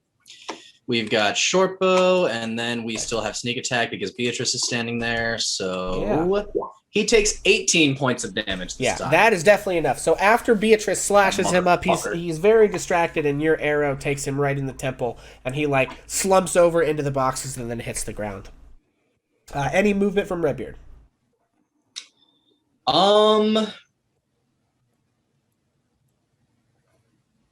We're gonna say no. Okay. Okay, so when these guys, I've got 2 attacks coming at Cass. The 2 of these guys made their saves. So I've got a 1 and a 12. Okay.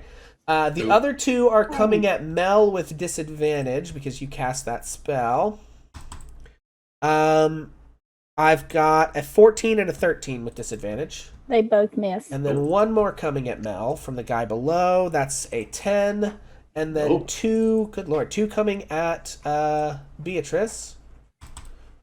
I've got a 23 and a 13. 23 one of those hits. hits. Both hits. Okay, that is 5 points of bludgeoning damage to Beatrice. Ew. Okay, as these guys lash out, the ones. Okay, so spider. I need to know what web does a little bit. I need to actually see the text of that. What does it say? Okay, each creature that starts its turn or enters them must. Okay, so actually, these two that started their turn there make another dex save. Okay, the first one fails. The second one made the save. So this guy is not restrained, but this guy is. I don't think either of those attacks hit Cass anyway. So this guy is the only guy who is not restrained. He is going to move over here to get out of the web that has caught up his friends. Mel, you will get an attack of I opportunity. get an attack of opportunity with. So is that I use the rapier? Yes, you need to For use the that. rapier because you don't have Warcaster, so you can't use a Yeah. cantrip. So I got to move to that page. Okay. So Mel whips around with the rapier. Okay. An 18 to hit, 18 hits. and I do 5 piercing damage, Okay. and I growl while I do it, All right. like Five Bill piercing would. Okay, there we go. And yeah, so you slash into him, and as he moves out of the web, that brings us to Cass.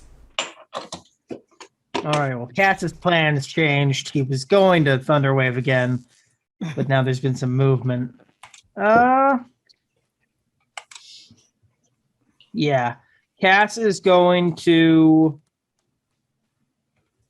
Cass is going to Healing Word Mel again. This time only first level. Okay.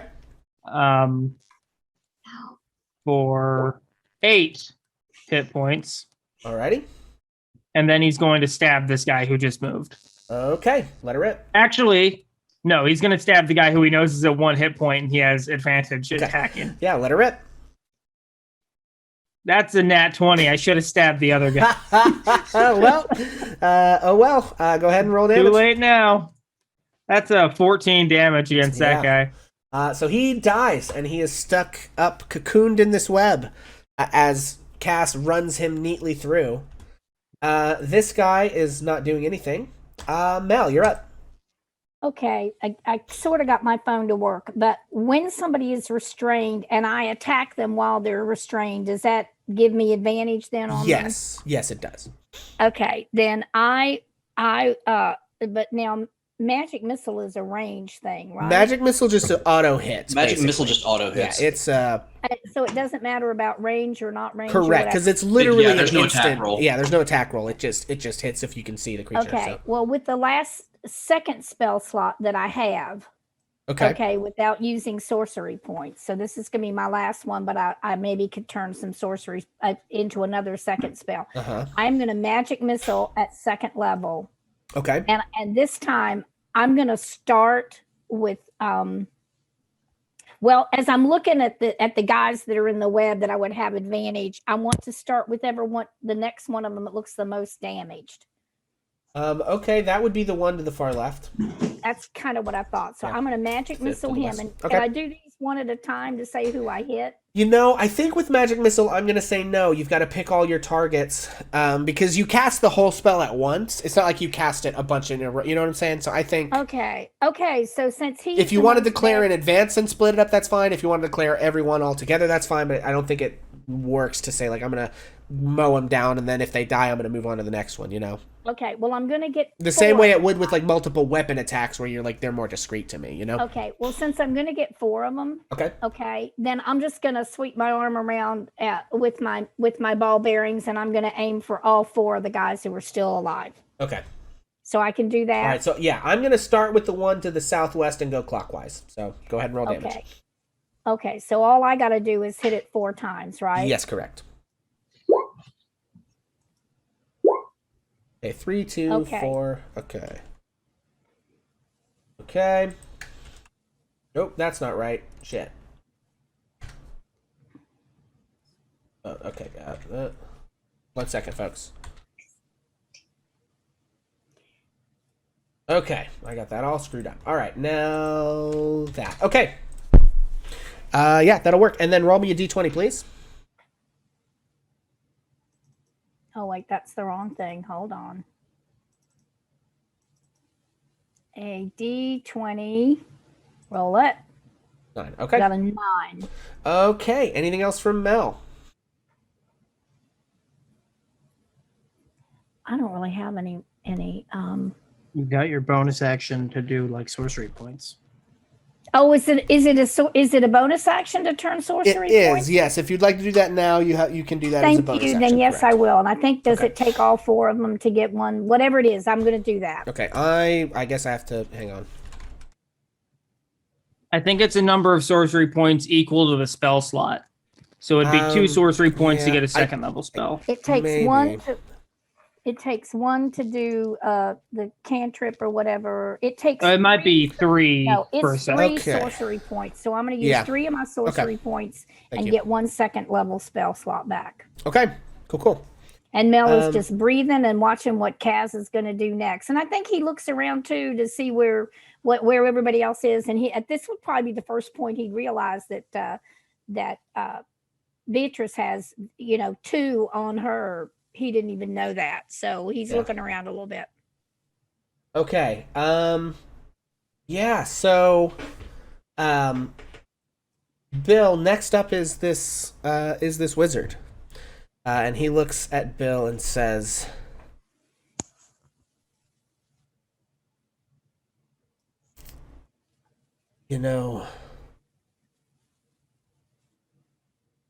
her screams were some of the most delightful I have ever heard. And he is going to cast Firebolt. That is a 23 to hit. Yeah, that hits. And that is not going to do 7 fire damage. He is much higher level than that. So I think let me see, because where's the higher No, level? 7's fine. No, it's higher than that. I just need to find out how much higher. God, David, you are so mean.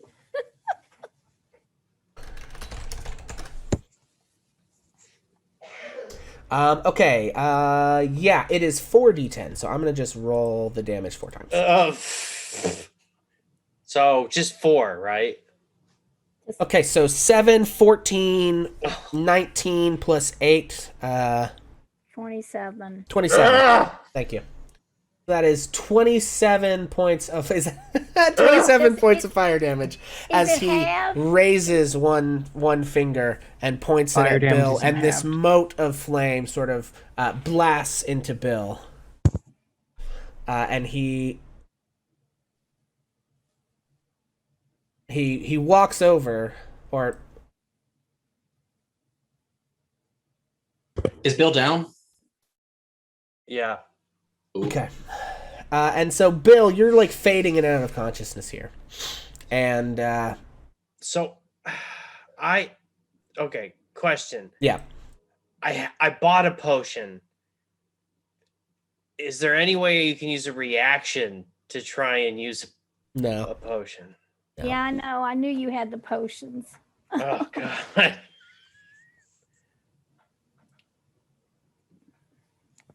I get to make death saving throws, though, right? Yeah.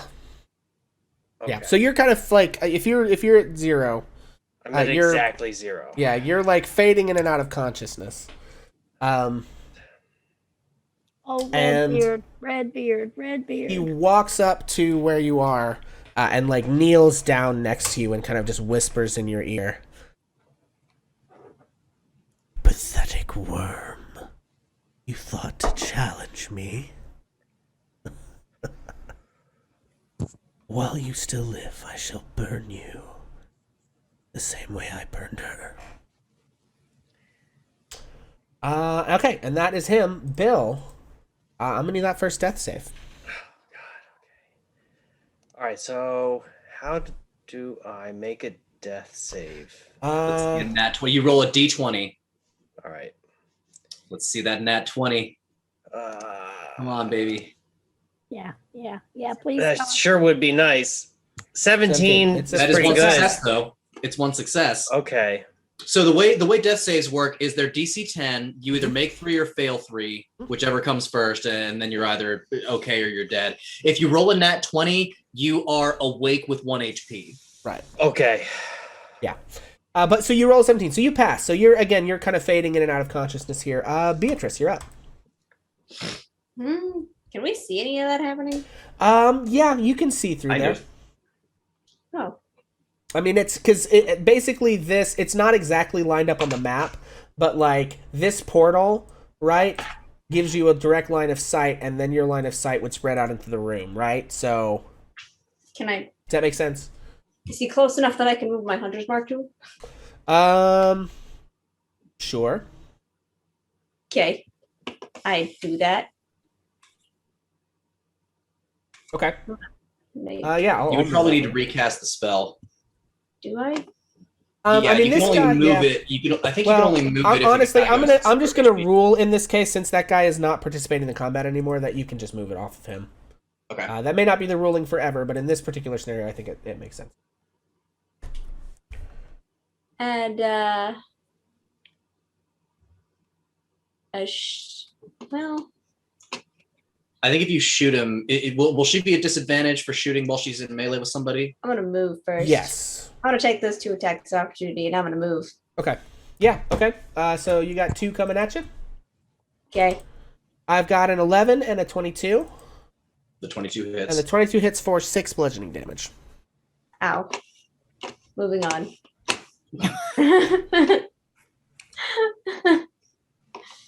Let's see. 1, 2, 3, 4, 5, 6. Not great. I'm in the single digits, but you know what? Worth it. We're going to do the shooty shoot Okay. and the bees and the hunter's mark for that Okay. map. Yeah, let her rip. Alrighty. Well, let me change my thing. That and then do the whoop. Okay. 14 does not hit. I spend a luck point. You can. If you wish. Last luck point. Oof. Don't screw me over. Yay! Okay. That's Yeah. Annie. Yeah. That'll hit. All right. No, that's how you use a luck point. Yeah, for real. Right. If you're Very gonna use clutch. one, that's what Very you clutch. want If to you're gonna see. use one, folks, that's how you do it. Okay. And the bees. And you're And gonna double. section You're gonna 12. roll all this damage twice. So the 7 and 6, that's gonna be your initial longbow damage. So that is. I'll just do it separately. And then roll the hunter's mark of the swarm damage both again, because it's a crit, and they get doubled in a crit as well. So And sword. nice, another 8 damage. Nice. Excellent. Yeah. So you fire your arrow, and it whips through this arcane gate and hits whoever this wizard is. And yeah, it hurts a lot, I guess. He seems relatively fine, but okay. Anything else from Beatrice?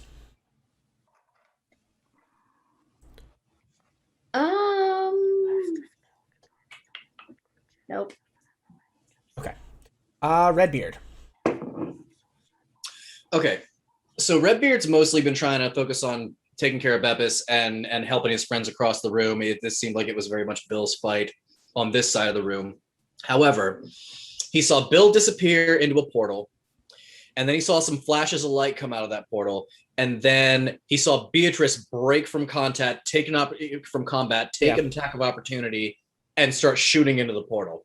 So Redbeard is going to move to right here. Okay. Look into the room, see what's going on. He's going to use his bonus action to hide. I'm basically using the edge of the portal as cover, so I'm going to throw a stealth check Okay. to Yeah. try to Go gain for it. advantage on this roll. Okay. That was sleight of hand. Ignore that. Okay. 24 is my stealth check. 24. Okay. Let's see.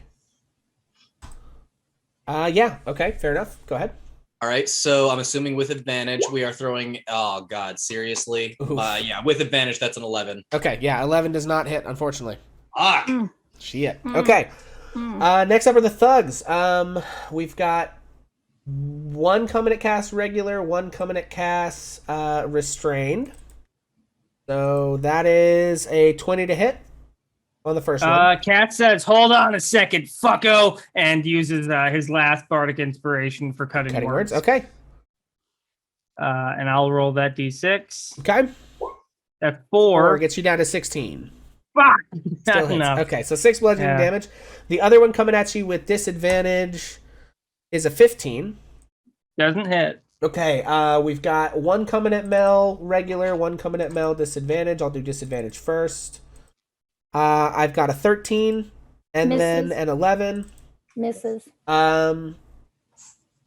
I think I'm going to split these guys up. I think one is going to race up to Beatrice's back, and one is going to come over to Mel. I think that's the thing that makes the most sense for them. So I've got one more coming at Mel for a 16. 16 hits. For 7 bludgeoning damage. Okay, but she's And okay. Another one coming at Beatrice for, 18 for 5 bludgeoning damage. That's not ideal. Cass, you're up. All right. Let's say, hypothetically, Cass were to get to this point, Uh-huh. which is 45 feet from that portal. Okay. Bill is 15 feet from that portal. The range Okay. of Healing Word is 60 feet. Okay. Can Cass tank these guys' attack of opportunity, get to that spot, and Healing Word Bill? Yeah, absolutely. Because I mean, the gate, it basically collapses the different distance so that wherever this place he is, it's as if those two squares are directly next to each other, right? That's basically Got it. right. So yeah, so if that distance like fits and it's within range, then yeah, absolutely, 100%. Cool. Can Cass move through Mel's space? That way he doesn't have to go all the way around this guy. Because yeah, normally that's you fine. can move through an Yeah, ally space. you can move through your ally space, sure. All right, cool. So first things first, Cass is going to stab this guy who will Okay. have advantage against. Yeah, go for it. Because Healing Word is a bonus action. That is a 25 to hit. 25 will hit. Yep.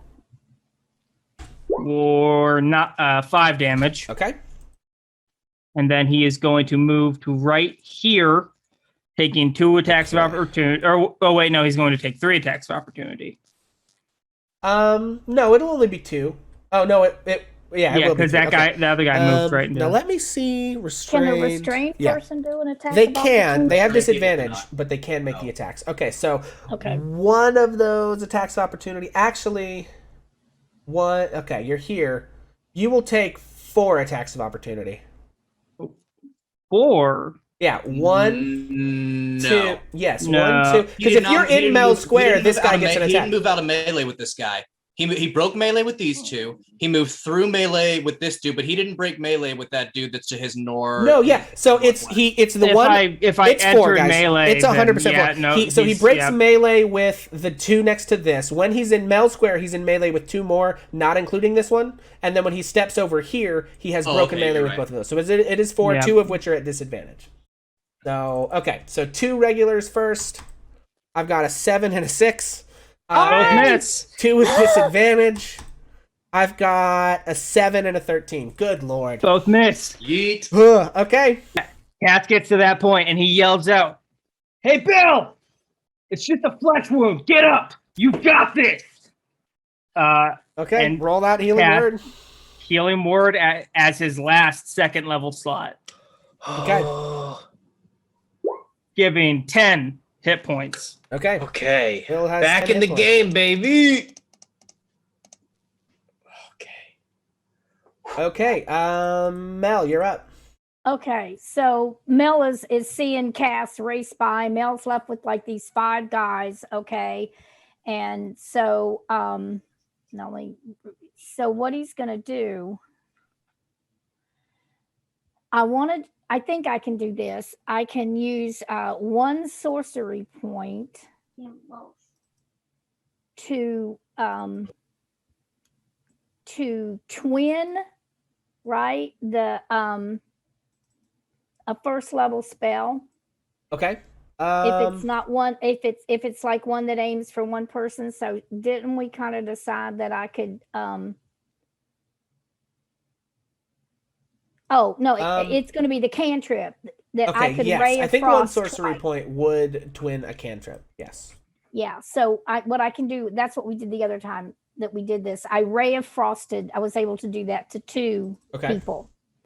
So seeing what happened with God, there's just so many of them. I'm gonna pick the two. And who's damaged? I would know this as I'm looking at it. I know the one on the far left that's in the other thing is at disadvantage, and the other guy. I'm going to leave them alone. I tell you who I'm going to aim at. I'm going to aim at both guys that are between me and me and Kaz with Ray of Frost. Wait a minute. I think you'll have advantage Shocking on both of grasp. the guys who Yeah. are. I'll tell you what you want to do, Mel. Tell me. If you're in melee, you'll have disadvantage on those Ray of Right, Frost. You okay. want a Shocking Grasp instead. And I would say the guy with advantage to the northeast and probably the guy to your south, because the guy to your south is much more damaged. So Okay, so that's what I'm going to do, and thank you for your help. I'm going to hit those two guys, the one to the northeast and the one to the direct south. okay. Okay, so that's Shocking Grasp. Now let me find that. That's 2 attacks. I roll the... Does does something about being a sorcerer allow her to do that twice? Yes, she is using a sorcery point to turn one of them into a bonus action with Quicken Spell, and then she can do one with her action. Got it. Okay, so Okay. 11. These They are both thugs. hit. Should only have. Yeah, they both hit. Thugs only have 11 AC.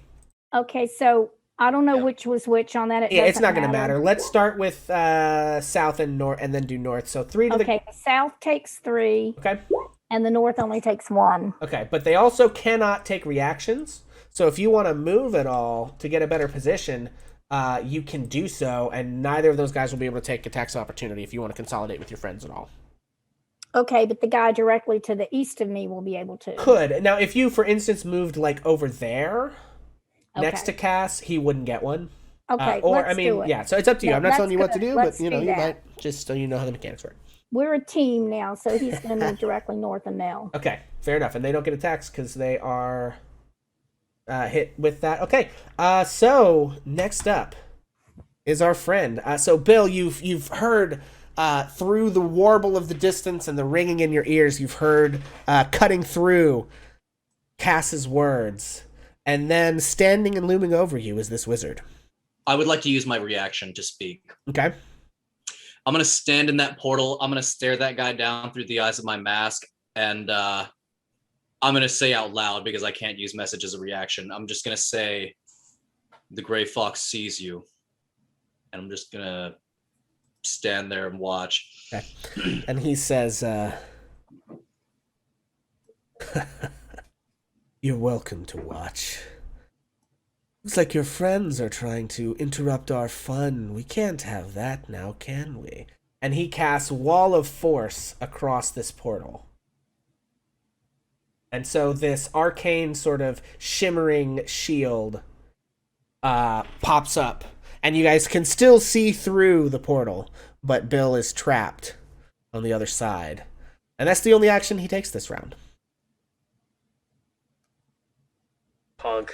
He says, we wouldn't want them ruining our fun, worm. Okay, Bill. Okay, so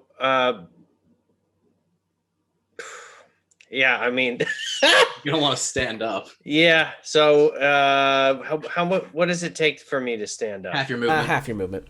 Oh, that's fine. So Bill's gonna stand up. It's like, I ain't He's- moving somewhere. He's gonna say to himself, "It is just a flesh wound," and he's going to reckless attack, unarmed attack. 18, 23. 23 hits.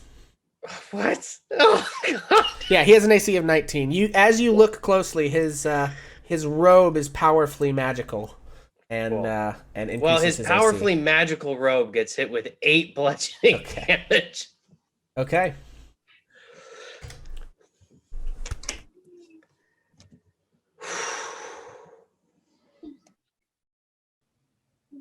Okay. Either one of us walks away or none of us does. Yeah. Okay. And sorry, I know we're kind of going late tonight, folks. We got to get through what we got to get through here. Okay. That brings us to Beatrice. Yo. Yeah. Well, I guess So- I can't shoot that guy anymore. Yeah. Ripperoni. Stabby at guy behind me. Okay.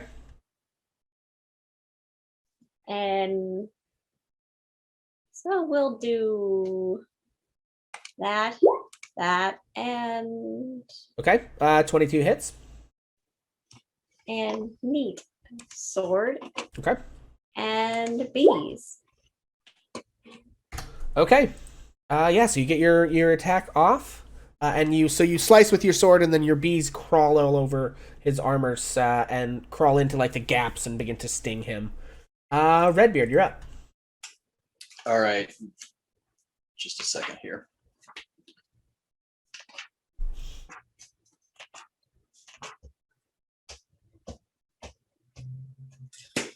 Okay.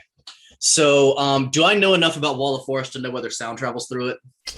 I don't even know enough about Wall of Force to know whether or not sound travels through it. All right. It does not say that sound does not pass through it, so I think sound does pass through it, yes. Okay, fair enough. So I'm going to use a free action. Okay. And I'm going to say the Gray Fox will cleanse this city of rats.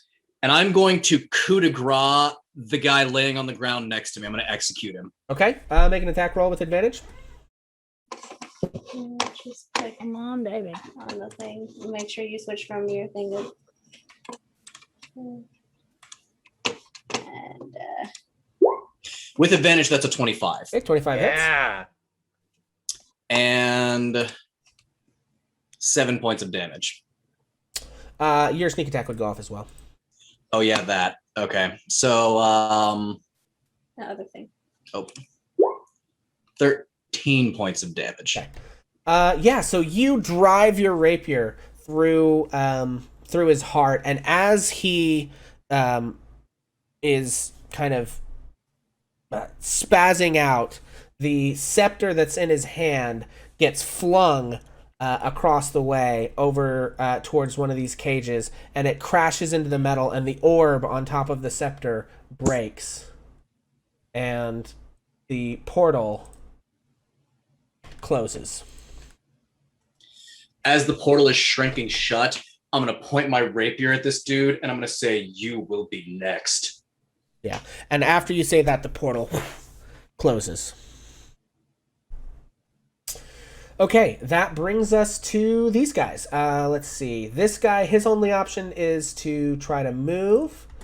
So he will have to try to break out with an athletics. What is the DC of web? Also, is web concentration? I feel like we may have... You know what? It is, and we probably should have been checking Yeah, that. A long that's a time. 10. Yes. He doesn't break that DC. I don't know how much damage you've even taken, though, since that came into effect. Oh, a million, 1,000 okay. points plus healing. All right, well, plus more. so we'll just try and do better from here on out. The one... Okay, let's see. This guy is probably going to come over to... Okay, so we're basically in this situation again. The one north of Mel makes an attack with disadvantage.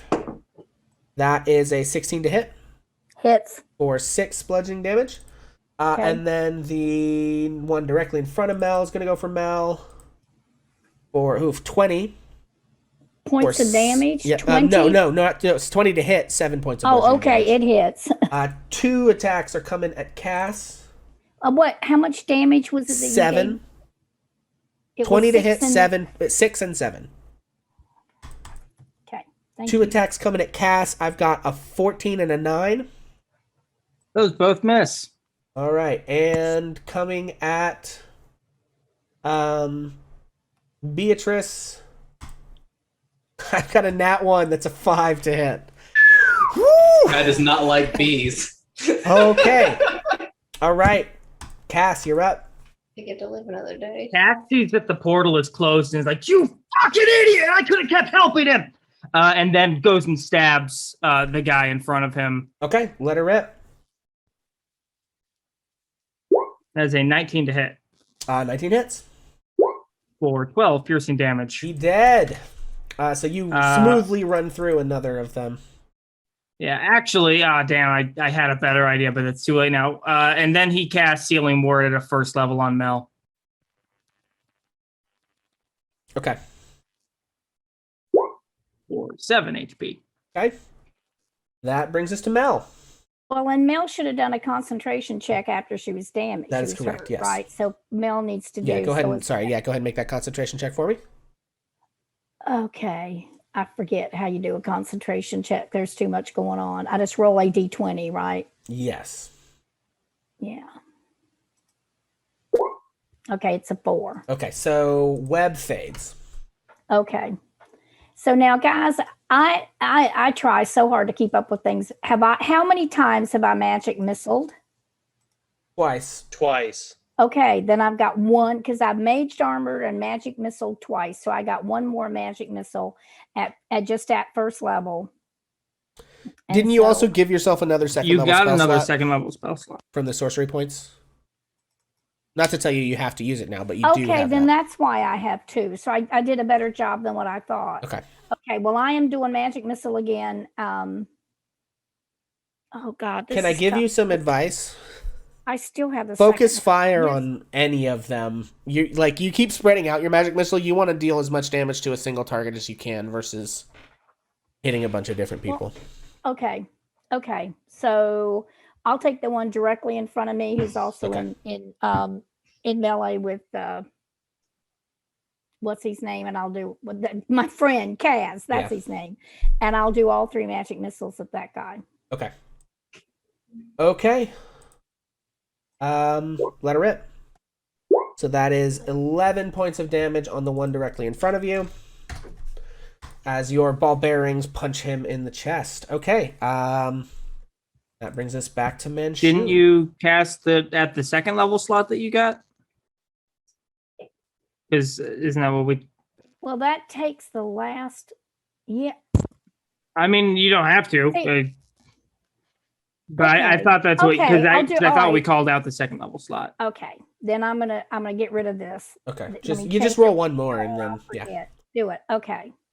And then I'll hit magic missile again. Okay. All right.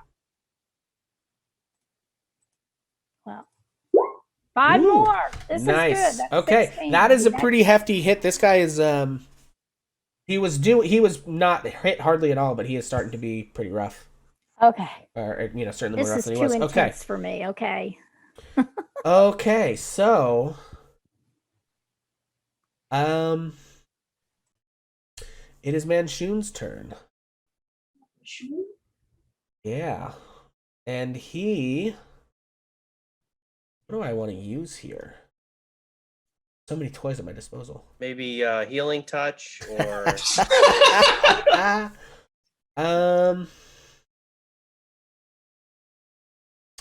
I think he is going to deliberately back up. do I get an attack of opportunity? You do. Yes. Oh, yeah, I do. Are these made with advantage because of reckless attack or no? Yeah, I believe any I believe attack so.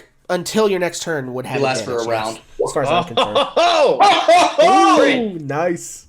and an 8. Okay. Okay, so no, that's 16. What?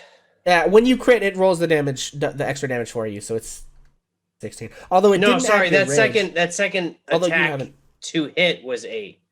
Oh, okay, yeah. Okay, so then that's 10 damage. It is Plus the rage. 12. damage. I believe your rage drops when you fall unconscious. Oh yeah, you were Ah. incorrect. You're Although, right. Okay. yeah, and it's not your turn yet, though. So Yeah. Okay. All so right. 10 damage. Not that it. Yeah. Okay. So he backs up, and you clock him again, and you can see a little bit of like blood, starts to leak out of the corner of his mouth as you've socked him in the face, and he says, "It's been a while since I've bled my own blood." Well, back to the fun. And he casts Firebolt. I've got that's only a 14 to hit.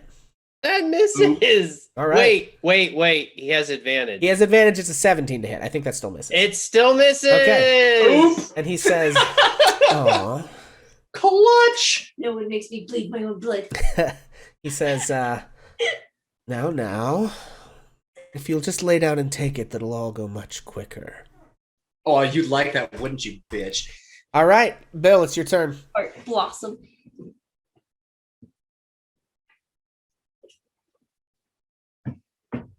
This guy's. I'd like to use my action to make a sleight of hand check. Okay. Okay, so 18. that's 18. All right, we're going to contest that with a perception check. Oh, please Okay. have terrible perception. He rolled a 7. So, So, what Bill is gonna do is he's gonna walk towards him and act like he's going to punch, and slip his other hand into his shirt pocket, and he's gonna pull something out, and he's gonna slip it into. He's sort of gonna pass it in front of his face. And he's just kind of faint at Manchun. Can I make a grappling check? yeah, you can. Okay, so Bill is gonna I'm gonna use my bonus action to rage. So Bill will now be raging again, Okay. and I'm going to make a grapple. Yeah, how do you grapple? You will make a Athletics? athletics check, and he will make athletics or acrobatics. So that is a 24. Okay. He's got a 16. Okay, so is he grappled? He is Yes, grappled. he is grappled. Awesome. Okay, so I don't think I have any attacks, but raging and grabbing him. No, it counts as one attack.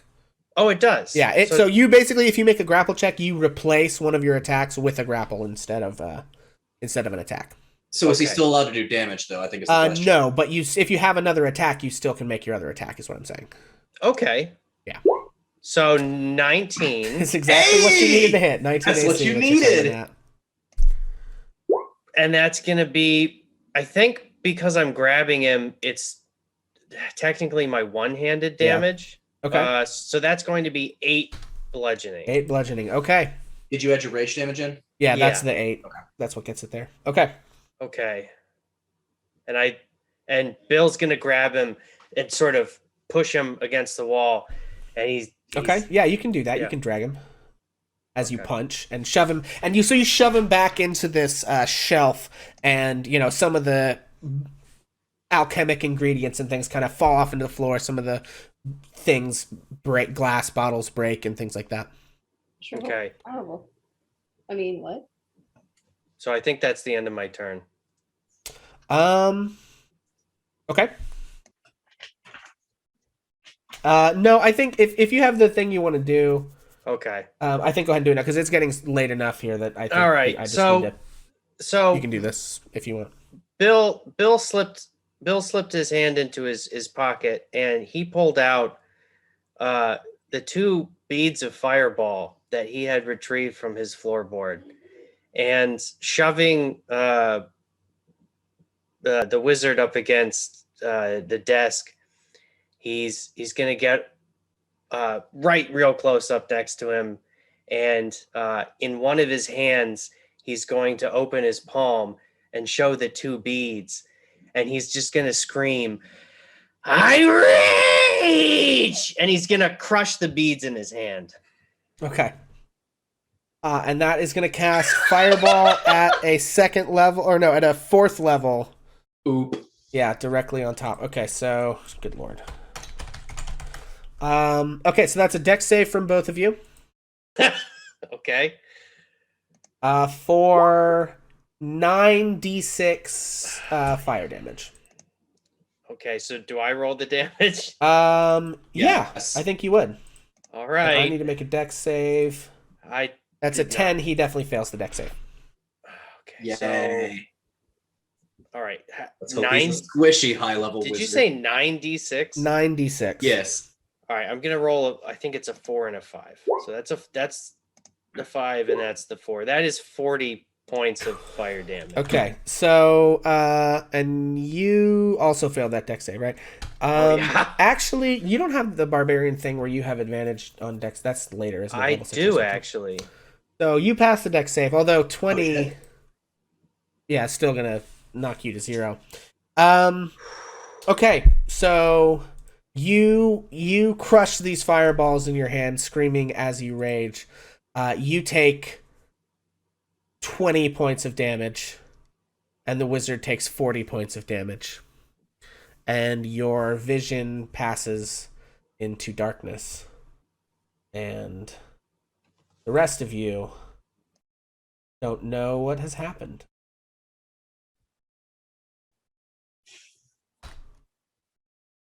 And yeah. So Bill, what I don't know, what goes through Bill's head in that moment?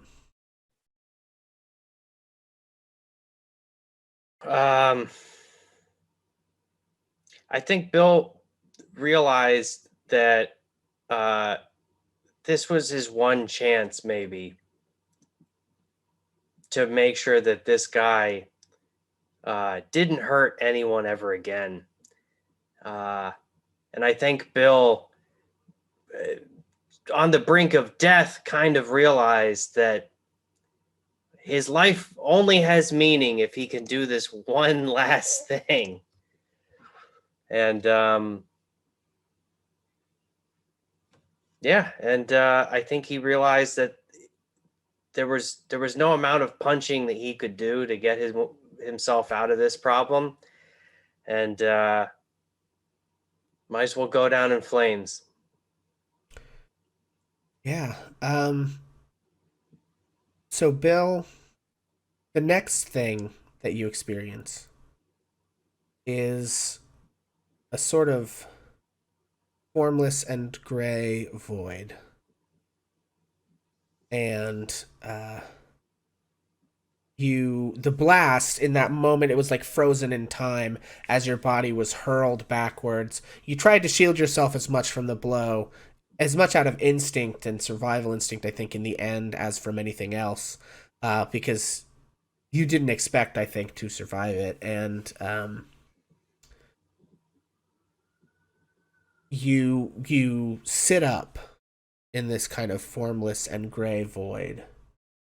And as you kind of look around, you begin to notice faint pinpricks of light, almost like stars, in the distance.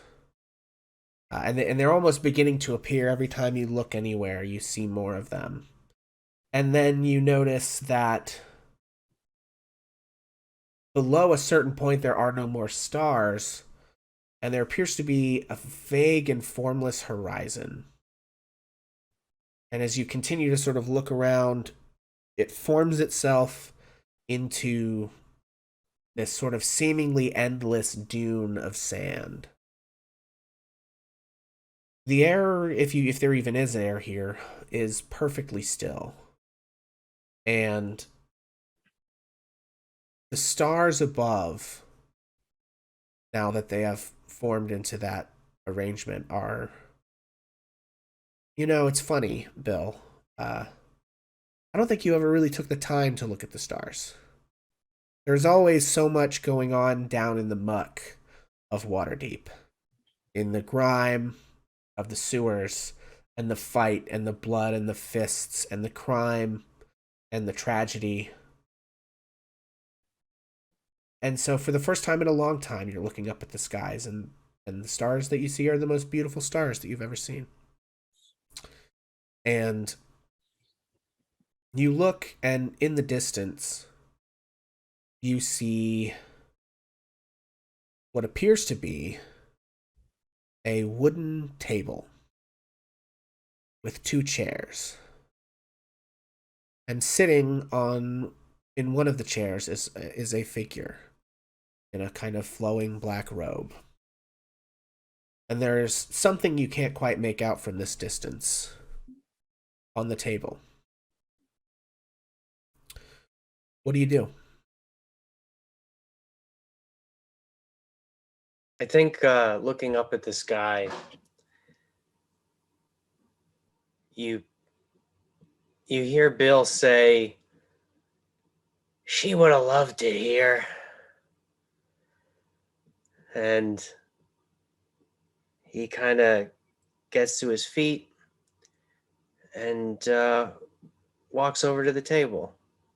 You walk over to the table and you see a figure. As you get closer, you can see a man sitting at the table. On the table is a golden scales. The man is wearing a dark flowing robe. He has quite dark skin and hair pulled back into sort of a bunch at the back of his head. He has yellow eyes with no sclera and no pupils. Just sort of a luminous golden light shines from his eyes. And he says to you, "She actually did find it quite pleasant here. Please." And he nods towards the chair. Bill sits down. "I assume you know what this is." To be honest, I thought I'd be here sooner. To be honest, so did we. Well, what happens next is complicated. But it is always a reckoning. Willem Carrington, are you ready?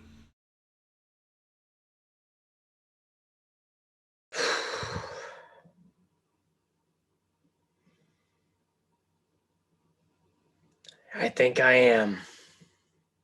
Nods his head. Says, "Very well.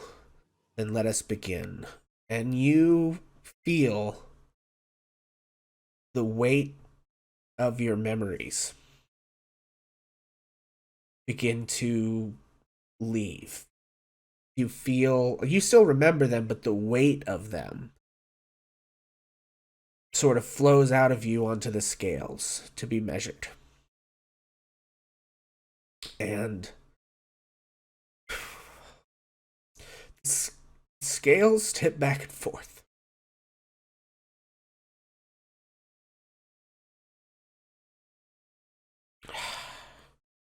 Measuring the man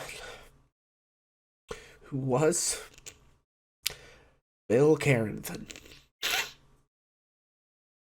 Weighing everything that you were. And in the end, one way or another, the measure is taken.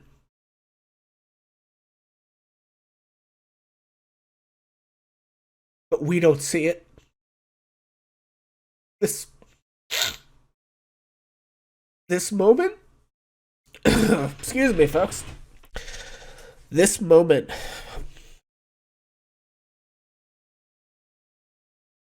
this one's just for you, Bill. And that, folks, is where we're going to leave the session tonight. So, yeah. All right.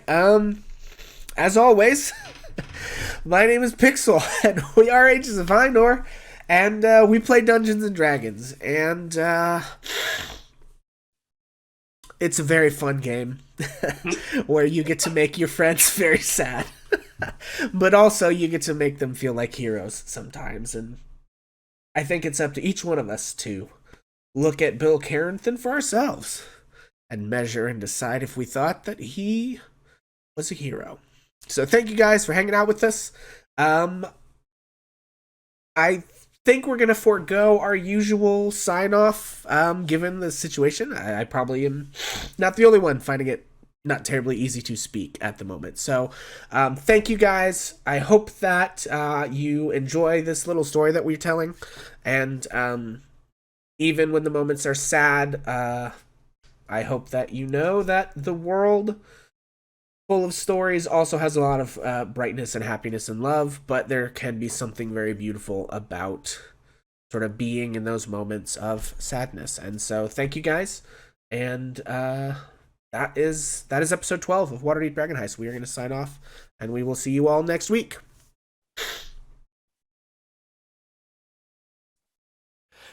Let me tell a tale of a world where heroes walk among us, fighting through the darkness left by monsters and by selfish men. A tale of glory rent asunder.